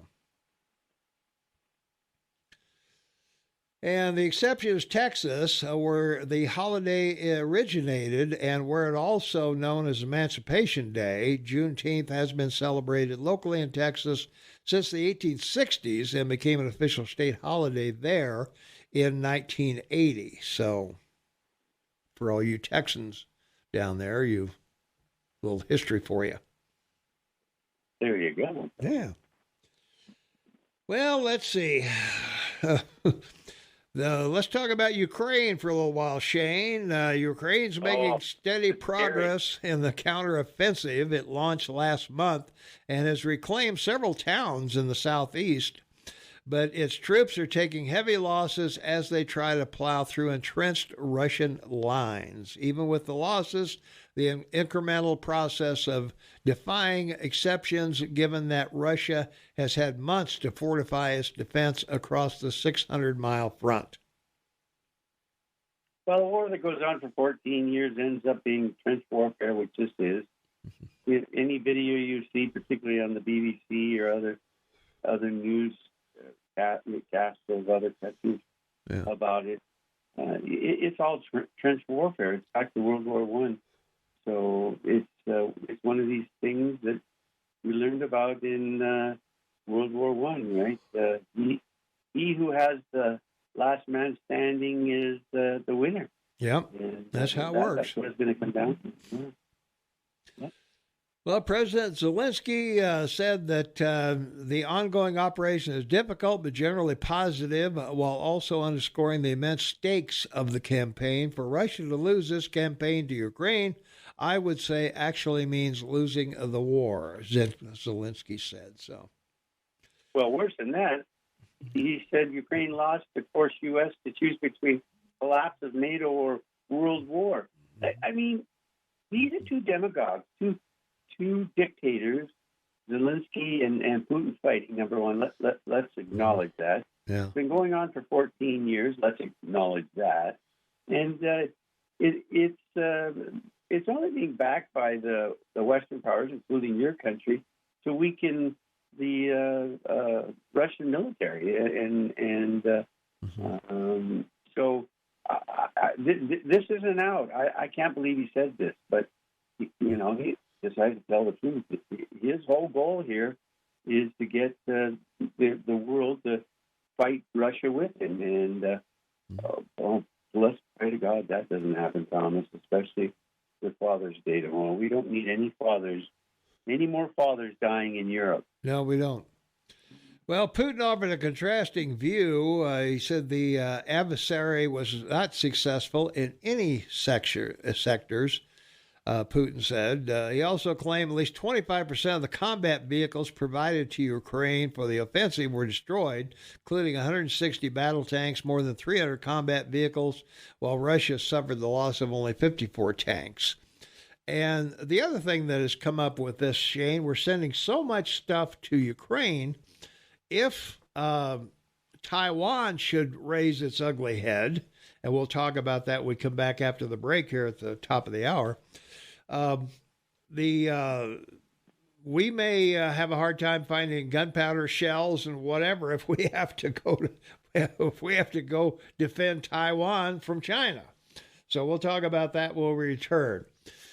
So, hey, thanks for being here. Happy Father's Day to all the great fathers out there. We appreciate that very much. All you guys working so hard to raise your kids and make them good citizens of the country. And, well, we will return. We've still got a full hour to go. So stay tuned. More Tom and Shane on the way right after the news.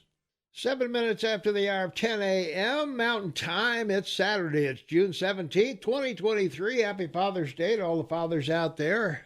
Happy to have you along with us. And Shane Tobin joins me, half man, half amazing, in Kamloops, Canada, of all places. He's in witness protection up there, I believe.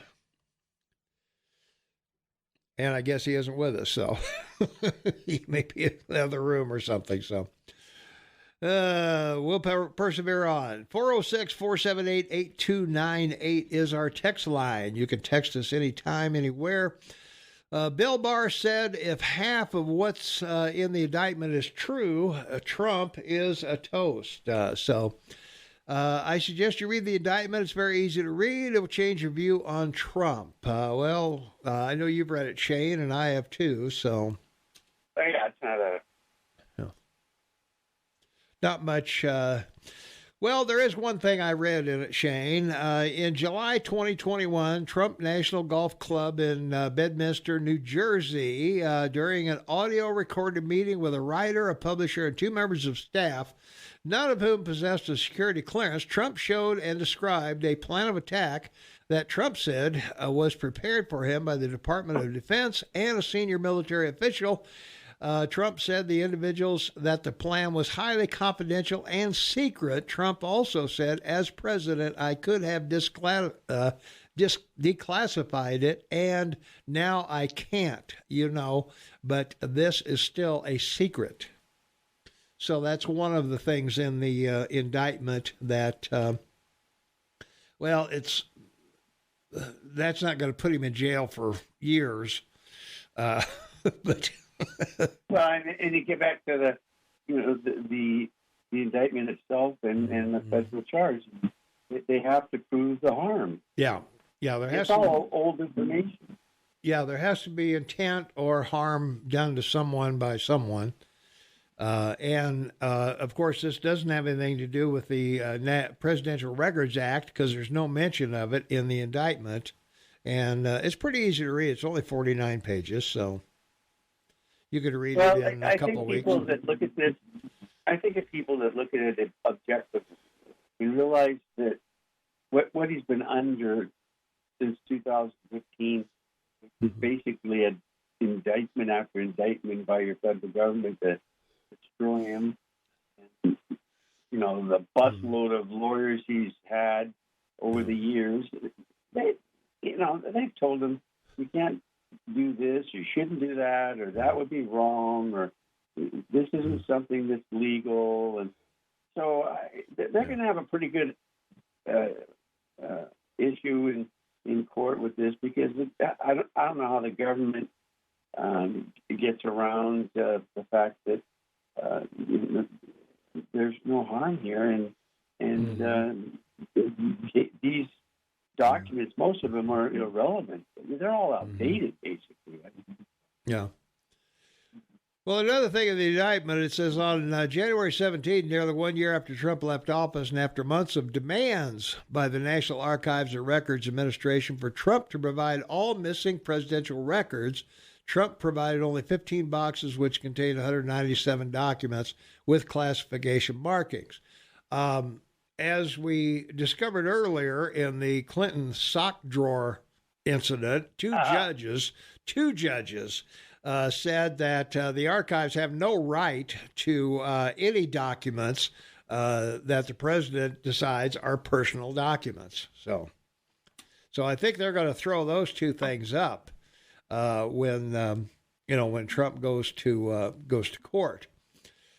So we'll see how that plays out. Yeah. So. Anyone who hasn't read the Trump document should not be trying to express their opinion. Well, I just read it to you, some of it to you, so give me a break. No, your listeners need to read it for themselves. Shane reading anything is full of bias. There you are. So good for you, Shane.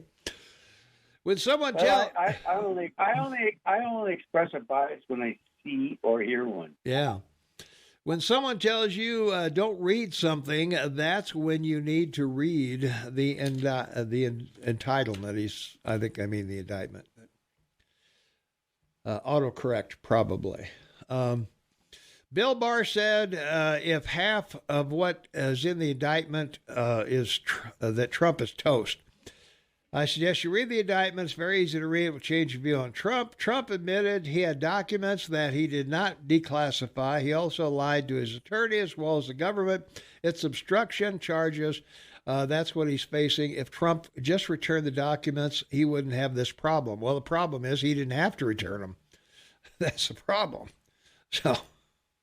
Well, and the other problem they have is working with them to go through them, and he followed all the directions of the FBI and the archives as to securing them, and all the other examples that everyone's learned about, from Clinton to Obama to Biden and so on, and so Vice President Pence, and nothing, no raids, no investigations.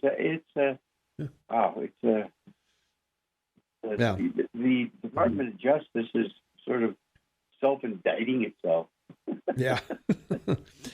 Just read the first 15 pages. It's an easy read. It is an easy read. I suggest people read the indictment and not listen to somebody on the radio who has a bias. Well, I would suggest also that you read it. Let's see. The man had military secrets of our vulnerabilities that is in the wrong hands, would kill soldiers and store them in a bathroom. We know this because of text from his own employees said so. Yeah, but that same person won't say anything about Biden allowing the Chinese balloon to float across your entire country, taking soundings of communications and pictures of nuclear installation, and on and on. Yeah, the hypocrisy is, and don't forget the 1,850 boxes the University of Delaware has that they won't turn over to the archives. And that's from when he was a senator. He didn't have any business having any classified documents after office.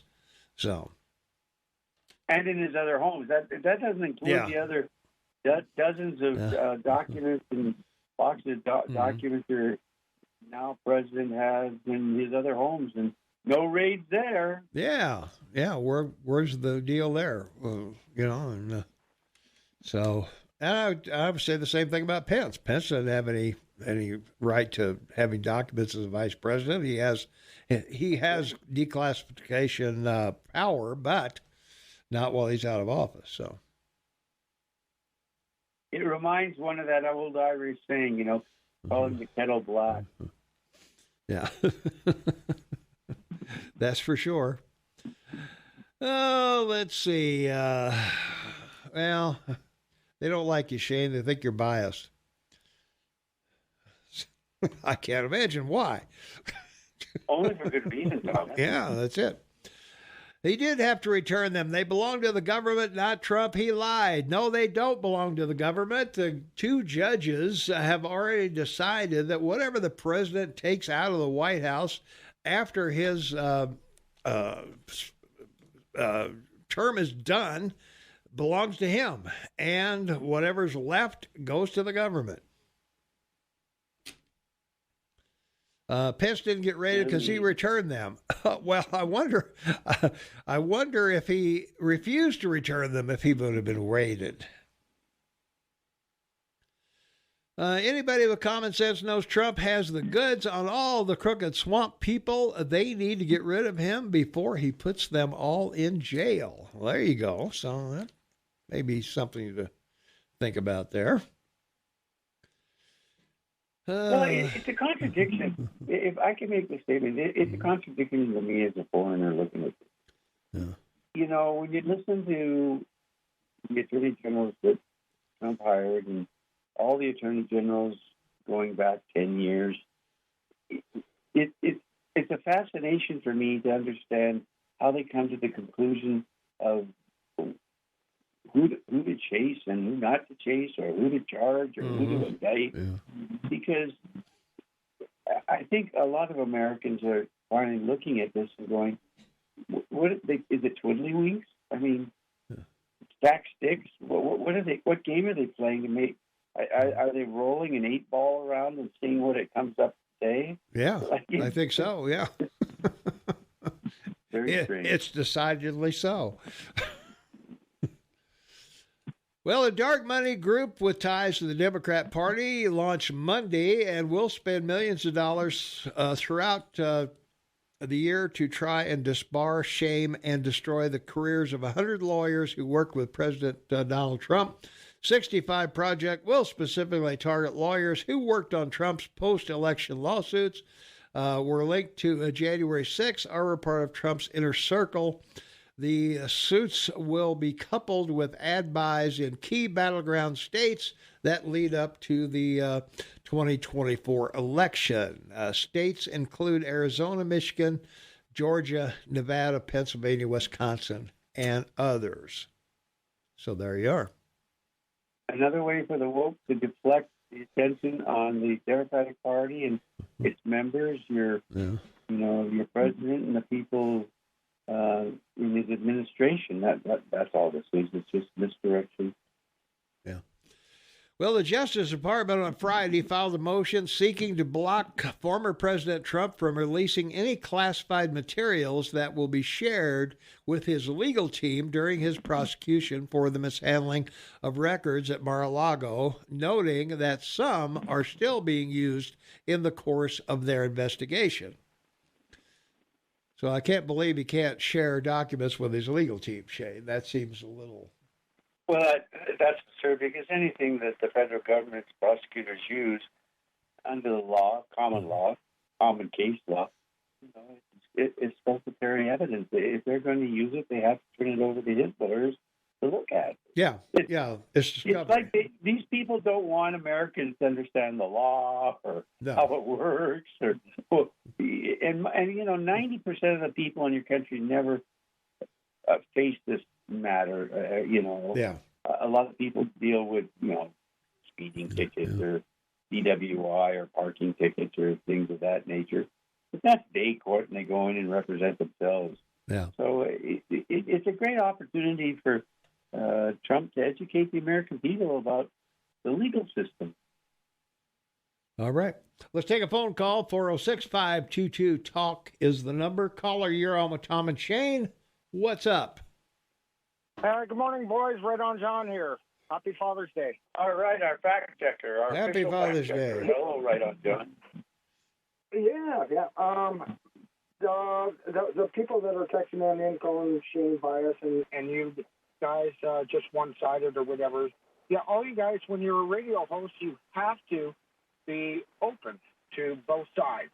So that's what they don't get, and they just blah, blah, blah, blah.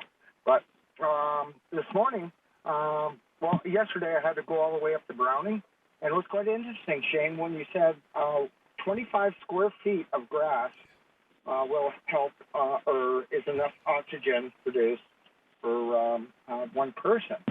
And going up to Browning, oh my God, it's just nothing but rolling hills. I spent $100 in gas going up there and back. It's crazy. The inverter, I just talked with my buddy. I was down there helping him for a minute while you guys were chit-chatting on the line here. And he's got an inverter because we work with RVs and everything. He's got a 30-year, and he also has a 20-year. But if you go to like Harbor Freight, you might get 2 years out of one of those. Let's see here. As far as the ammunition possible shortages and going, is that we did have a bunch of shortages. And the reason for the shortages is Russia made most of all the caps in the world that go inside of each bullet, regardless of the caliber. And so if Russia decides not to send those caps on out, you can't fire your gun unless you go back to a flintlock. As far as on federal lands, on federal buildings, I think that there should be only the POW, the state flag, and the American flag. That's it. No, nothing else. And then finally, you didn't mention it, when I started, you mentioned Clinton and Monica Lewinsky. Back in the day, in the 80s, we used to call condoms stocks. So I was wondering if they were raiding his condom door or something like that. So I just thought that'd be just kind of uplifting and everything like that. And it's raining a little bit down here, and hopefully I can get my motorhome up and running and get back to work. So you guys have a great Mother's Day weekend. All right, we will. Hey, thanks so much for the call. Appreciate it. All right, what do you think, Shane? Well, it's a crazy thing for people to talk about, but I mean, the most amazing reality is to look at the fact that the largest produced gun in the world is the AK-47. Rishnikov, design made by a Russian. 100 million in the world, and everybody is, makes comments about these issues, and they should look at the numbers, and because why, Tom? Numbers don't lie. Yeah. So, well, anyway, the 1,850 boxes, according to the AP, the 1,850 boxes refer to those and claims are being falsely complicated with classified documents from Biden's time as vice president that have been found in other locations, such as former offices of Washington and his Delaware home. So it isn't the number of boxes, it's where they are. We're putting them all into one all together. So there you go. Interesting. That wasn't qualified in the indictment against Trump. Yeah, no. Yeah, so. Let's see. Well, let's move on here. I don't know. I don't see anything worth airtime there. Grassley is going after these guys. GOP allies of former Trump are digging dirt on President Biden and other Democrats amid the former president's indictment this week, turning to Senator Chuck Grassley of Iowa, who pushed claims about an influence peddling operation, drawing fierce denials from the White House. Well, they wouldn't admit to it.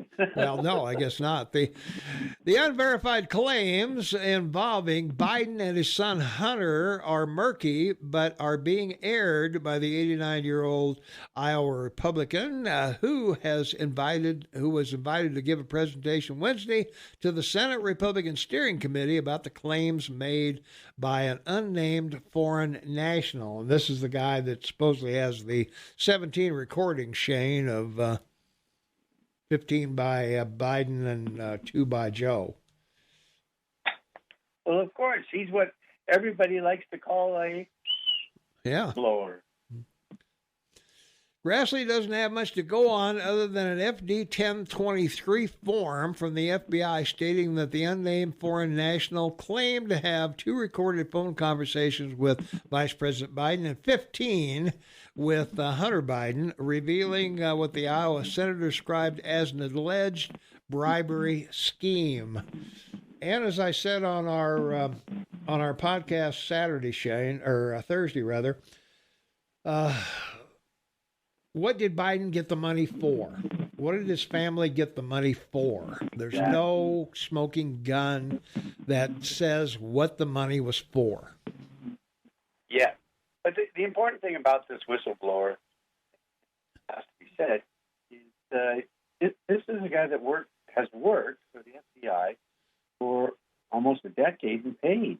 I mean, the FBI has paid him because he was, a classic provider of information for them that they relied on. So, I mean, here we go. Yeah. Down the rabbit hole, big guy. Well, if we do have the recordings, and he claims they do, so I guess somebody sooner or later is going to hear those, and they're either going to say what they say, or they're either going to discredit the president, or they're a nothing burger. Because whatever he said to where's the meat? Whatever he said to Hunter doesn't count. Of course not. Yeah. And the argument will be on Hunter's side is because he was high. Well, it could result in him being prosecuted for something, but it's not going to fall on Joe Biden's shoulders. Unless Joe did something untoward. You wouldn't really expect that, would you? No, I wouldn't. So. Oh, let's see. What am I looking at here? So I guess the ignoramuses who say Shane is biased have no biases. That's from Anita, Shane. So Anita wants you to know. Mm-hmm. Thank you, Anita. Yeah. Perfect example of tyranny. You have the right to any warrants in totality, which the ATF and IRS refused the gentleman in Great Falls. So. You Quislings jumping for joy at the tyranny being exposed against Trump don't realize you will be at the top of the purge list. So there will be. Let's see. To be a Republican now, you must believe in conspiracy theories. I believe Amanda ran a fake university, cheated on all wives, stole from a children's charity, and that crap goes on and on. Okay. Let's see. What influence do you get from a former VP? Yeah. You got an awful lot of rumbling going on your line, Shane. Well, I'm sorry, it's just a telephone. Well, yeah, I don't know what's going on there. If the microphone on it is picking up those sounds, it's a good telephone. Yeah, it's kind of sounds like you got a thunderstorm going on in the background. So we'll find out, I guess. Sounds like you got somebody mumbling in the background. So you got your TV on or anything? No. All right, that's going to wrap it up. Maybe we can, maybe I'll hang up and have you recall me. No, I'll take care of it during the break. Okay. All right. Okay, we'll be back. Hey, it's 10:29, Saturday, June 17th, 2023. Happy Father's Day to all the fathers out there. We really appreciate you guys so much. Thanks for joining us. We'll be back. We still got a full half hour to go, so don't go away. We will return right after the news. 27 minutes for the top of the hour. It's Saturday. It's June 17th, 2023. Happy Father's Day to all the fathers out there. We really appreciate you guys so much. Shane Taubman, half man, half amazing, is on the line in Kamloops. And maybe the Bidens, not Joe, invested in global markets. How evil. What do you think, Shane? Okay. Can you, simple question, why would a vice president set up at least 20 shell corporations to move money? Well, that's a good question, I guess. Why would they do that? So, still getting muffled response from you, Shane, so I'm going to hang up and have you call me back. All right. We'll see if we can get Shane back on the line with a clean whatever. Well, it's this DOJ and FBI and IRS and all of these things are just going to be going on and on and on as we move through here. So I think we have Shane back without the noise. Shane, you there? I'm here. With no noise. Thank you very much. My pleasure. Yeah. Anything to keep the eagle man happy. I'm happy. So,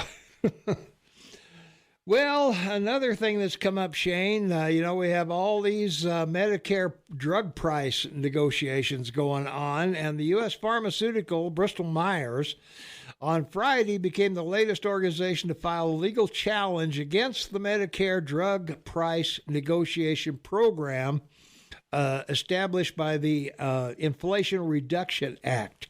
The suit echoes complaints of Merrick and Company and the Chamber of Commerce alleging the IRA provision that gives Medicare the power to negotiate drug prices is a violation of the First and Fifth Amendments.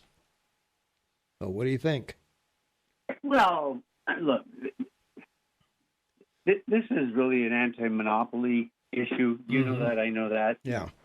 The drug companies in your country have been overcharging Americans for 100 years, while charging far less for the same drugs around the world. And it's an ugly argument for them to want to take because it doesn't look well. Well, it doesn't look well for them, that's for sure. Yeah, and then, when a lot of these drugs, patents or copyrights run out after anywhere from 7 to 15 years, they've always had to deal with people that then can produce them elsewhere and be able to sell them for far less. One of the biggest problems is because of diabetes and insulin. It's just a cruel thing that American industry doesn't want to sell it at the cheapest price possible. I mean, when you can, when what costs you $50 a vial cross over into Canada and get 2 for $35 Canadian. Yeah. With 30% less. Yeah. That's a sad state of affairs, and it's interesting because your President Trump got the law passed for some government agencies, particularly for veterans and people on Social Security and stuff, to be able to buy these medications at a discount rate. Mm-hmm. Well, the problem is, I can understand the pharmaceutical companies. They put a ton of money into research and development of these, Shane, because these things have to go through all kinds of tests. There's huge expenses involved in all of these things: the testing, the trials, on whoever they test them on. But once that research and development is realized or returned to the company through sales, then I think it's time to reevaluate the pricing of the product. And insulin was, they recovered their research and development on insulin decades ago. So I don't know I realize it has to be kept refrigerated. It has to be, under very strict conditions and things like that will add to the cost. But, if the... and it has a shelf life. Yeah, and it has a shelf life, yeah. So that's where we are, so... let's see, from our text line, 4788298, maybe the Bidens, not Joe, invested in global markets. How evil. Yeah, that's looks like that may be some of the case. There's no evidence of Joe Biden setting up any corporations. Hunter, yes, but not Joe. And that would be true, too, because I don't think Joe has the first knowledge of how to set up anything. Once you realize Trump is lying about everything, it all makes sense. Trump has said General Kelly is stupid. Maybe Trump is the dumb one, and all the rest who criticize him are smart. Well, that may be true. So, put yourself where you belong. Well, that's why, presidents rely on people in all the departments that they're responsible to run. Provide them with good advice, not just the individual secretaries that he nominates and are approved by the Senate, but the people below them that provide all the information. And it's rather an important aspect of the presidency of being given good advice. Yeah. Well, let's see. This week, Republican Brian Donalds, the Republican of Florida, tried to do the impossible after he and his colleagues presented a labyrinth of LLC shell companies and accounts used to funnel as much as $10 million to Biden family members. Donalds tried to induce the press to show some interest in the massive corruption scandal. For those in the press, this easy picking and Pulitzer Prize winning stuff right here, he said. So. Yeah, the press is going to ignore this, Shane, for the foreseeable future. Well, of course they are. It's the same press that got Pulitzer awards for the phony stories they wrote about Trump, and they're too proud, or I don't know, misguided to return them because they won't admit that the stories they wrote were false. But again, it's just one of these things about people's morals and their willingness to be, I don't know, just about themselves, not about reality. The response was virtually immediate. Despite showing 9 Biden family members allegedly receiving funds from corrupt figures in Romania, China, and other countries, the New Republic quickly ran a story headlined, "Republicans finally admit they have no incriminating evidence on Joe Biden." So, well, I guess they don't have any on Joe, but they got it on them family members. Not directly yet, but certainly on the family, because guess who provided the information? Yeah. The Chinese government provided the banking records are from China. So I was going to say, yeah. We hate pharmaceutical companies. They push vaccines that change DNA. Well, that may be. Yeah. Yeah, okay, Trump is dumb, a self-made billionaire who became president of the United States, the most powerful man in the world. I should be so dumb. Yeah, there you go. People think Joe Biden... You should be so uncorruptible because he made that money. Amen to that. He doesn't need to take money or be bought off, and that's why Washington and both parties dislike the guy, because if we're all corrupt together... it's sort of like, right? Remember when they wanted to impeach Clinton and the vote was coming up in the Senate, and he got on the phone, and this isn't made up, it's a true story, it's not a conspiracy. True. He basically got on the phone to all the Democratic and senators and the Republican senators he talked to and said, I go down, we all go down, because I have stuff on all of us. So. Yeah. Well, there you are. People think Joe Biden is some genius criminal. He's not that smart. All Trump advisors are now idiots. He only hires the best until he fired them. So, let's see if we have a caller. Anybody would fire a lawyer and an accountant that gave him bad advice. Yeah. Why would you keep him on? Exactly. Yeah. Do we have a caller on the line? Hello, caller. Are you there? I couldn't hear him. Yeah, me either. Yeah. Well, that's the one line that I've never got anybody on. So call again. That's the red phone. Keep trying. Yeah, keep trying.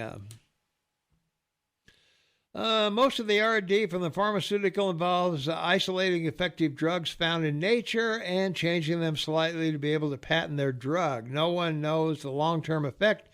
What that slight change does to humans, in my humble opinion. And you'd be right about that, because if you remember, thalidomide was a highly touted drug that eventually was found to cause birth defects. So yeah, we've had our battles with various drugs that well, if you watch any of them on TV, the side effects they list are worse than what you're taking them for. Yeah, that's the scary part. Yeah. Well, that's why they're referred to as generic medication, and it's quite fascinating because when the medical industry finally came up with a manageable medication for the HIV virus, which they did 35 years ago, the cost of it was incredible. It was like $5,000 to $10,000 a month. But that's never been an issue in our country because our medical system pays for all of it. Mm-hmm. Yeah. From our app chat line, AM 1450 KMMS on your smartphone, what does this sculpatory mean? There you go, Shane. Exculpatory means evidence discovered by either a defense attorney or a prosecutor or another attorney representing the other side of evidence to be used in a court action or in court. Yeah. And it's evidence that has to be shared. So it's exculpatory because not sharing it would be cause for dismissing the case. Numerous banks filed suspicious activity reports. Hunter's former business partner, Bob Alinsky, testified of Joe being the big guy, and he was immediately involved with Hunter's dealing with China and others. Now, a credible FBI whistleblower has evidence of $10 million of bribe money from Burisma in Ukraine. Man, what more evidence do you need? That's right, and this is the result of the Patriot Act passed after 9/11. Because prior to that, any person, American or foreigner, could carry any amount of money in a briefcase. You didn't put it, any amount, $1 million, $2 million, $3 million, a couple $100,000. Excuse me, and take it onto an airplane without declaring it. But as of the Patriot Act in 9/11, it was reduced to $10,000. On top of that, the Patriot Act authorized the Treasury Department to investigate any transfer of funds of more than $10,000, because up until then, again, you could transfer any amount of money from in or out of the United States without the Treasury Department knowing specifically about it or having the right to investigate it. So that's the background on that people should know. Well, yeah, and the government stopped making $500 and $1,000 bills because of drug trafficking. Of carrying money was easier if you got $500 and $1,000 bills. So they went to $100 bills, and the bigger denominations are only between banks. They can transfer large denomination bills between banks. That's right.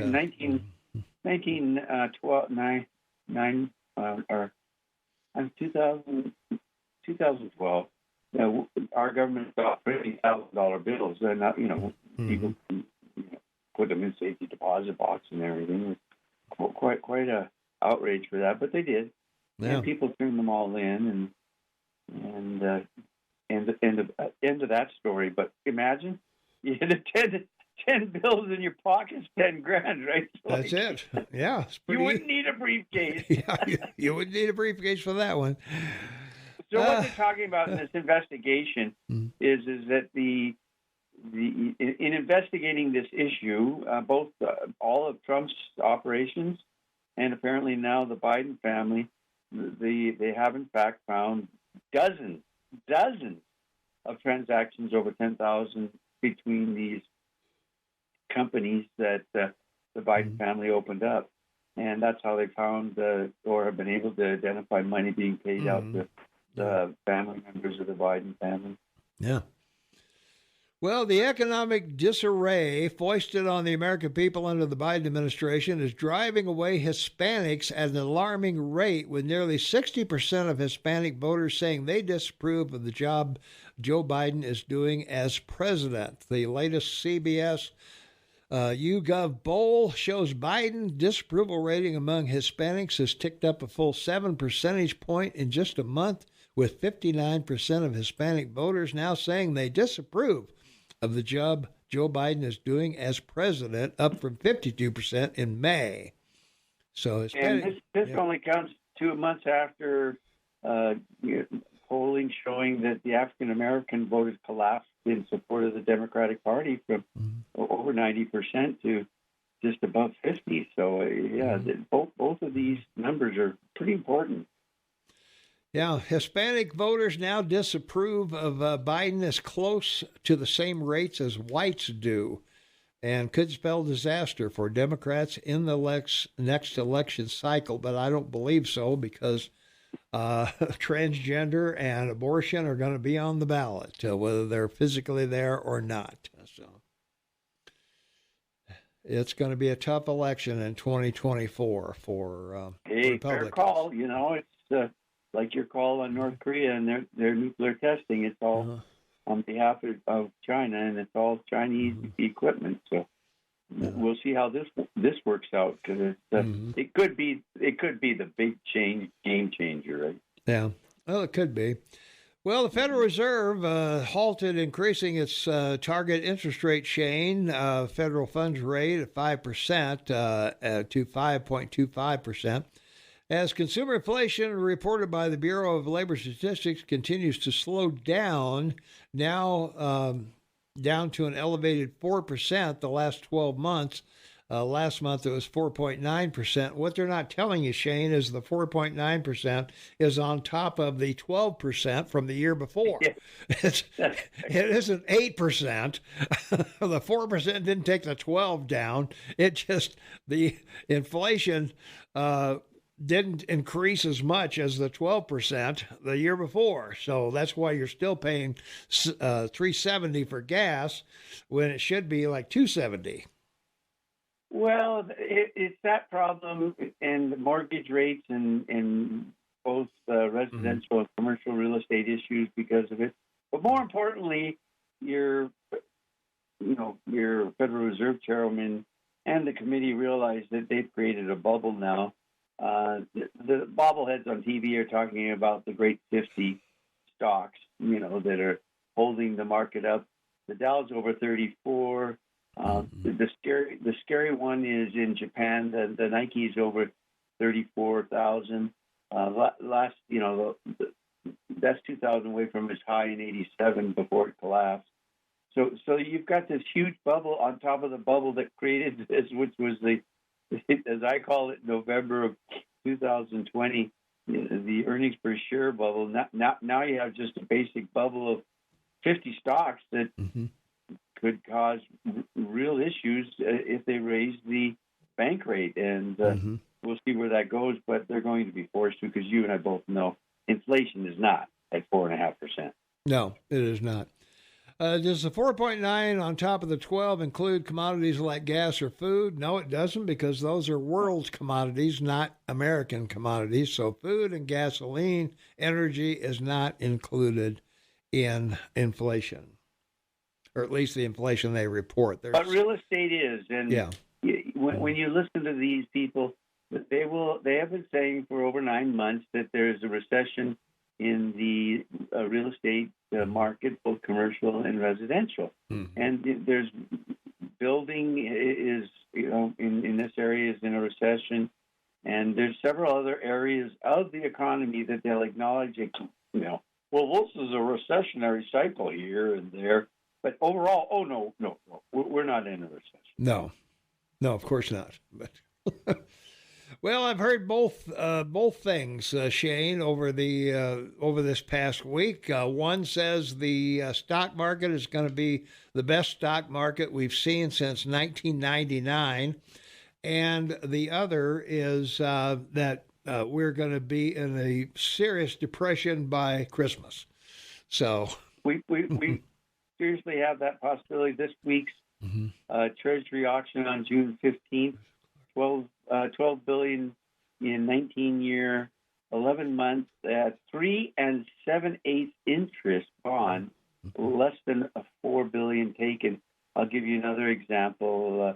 The 4-year 10-month bond, is 19 billion they offered, and less than 2.5 billion was taken.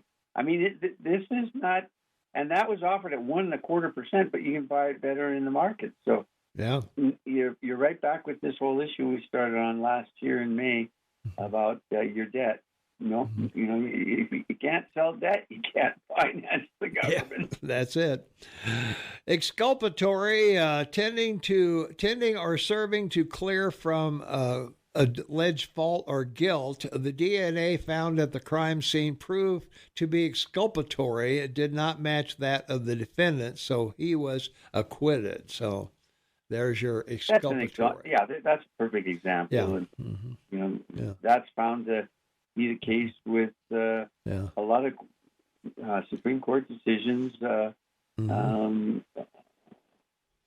allowing that this type of information, DNA in particular, has to be shared, because if the defense, the government, has a case and there's no DNA that matches the person they're charging with, and it's someone else's DNA, then clearly the guy they're charging isn't the guilty person. Yeah, inflation down to 4% from the 10% when Trump left. Trump was nowhere near 10%. He was nowhere near 3% inflation. No. I mean, go look at the Bureau of Labor Statistics. I get tired of saying this all the time. Dow at an all-time high. Let's go, Brandon. The Dow is not at an all-time high. When Trump left office, what's the Dow today, Shane? 32 what? 34. 34. When Trump left office in January of 2021? Yeah, 21. Yes, no, 22 was the midterms. When Trump left, he lost the 20 election, and in 21 he was gone, All right. Well, in January of 2021, the Dow was at 39. So please, it's not an all-time high, and Brandon didn't have anything to do with it. And Brandon doesn't have anything to do with inflation or unemployment. So please, give me a break. That's right. So Do I just have to? Should I just record a disclaimer, Shane, that we just play? You know that when Trump left office, the inflation rate was 1.6, and then it went to 3. The April when Biden was elected. I don't know. Say goodbye, Shane. I will indeed. Be happy, be safe, everyone. Thank you, Thomas, my best friend forever. We really appreciate all the messages and phone calls. It's a great time to be alive. And remember, live in the moment, live to work, and always care for and love your children, especially tomorrow, because they're going to love you. And you all been great, folks. We love you. We'll talk to you next week. Thanks, Thomas. All right, man. Thanks for being here, Shane. All right, that's going to wrap it up for us. Thanks to everybody. Happy Father's Day to all the great fathers out there. We hope you enjoy your day tomorrow with fun and frolicky or whatever. And to all you June 19thers, enjoy Monday, and we will see you all next week. Thanks for listening. We appreciate you guys so much. I am out of here.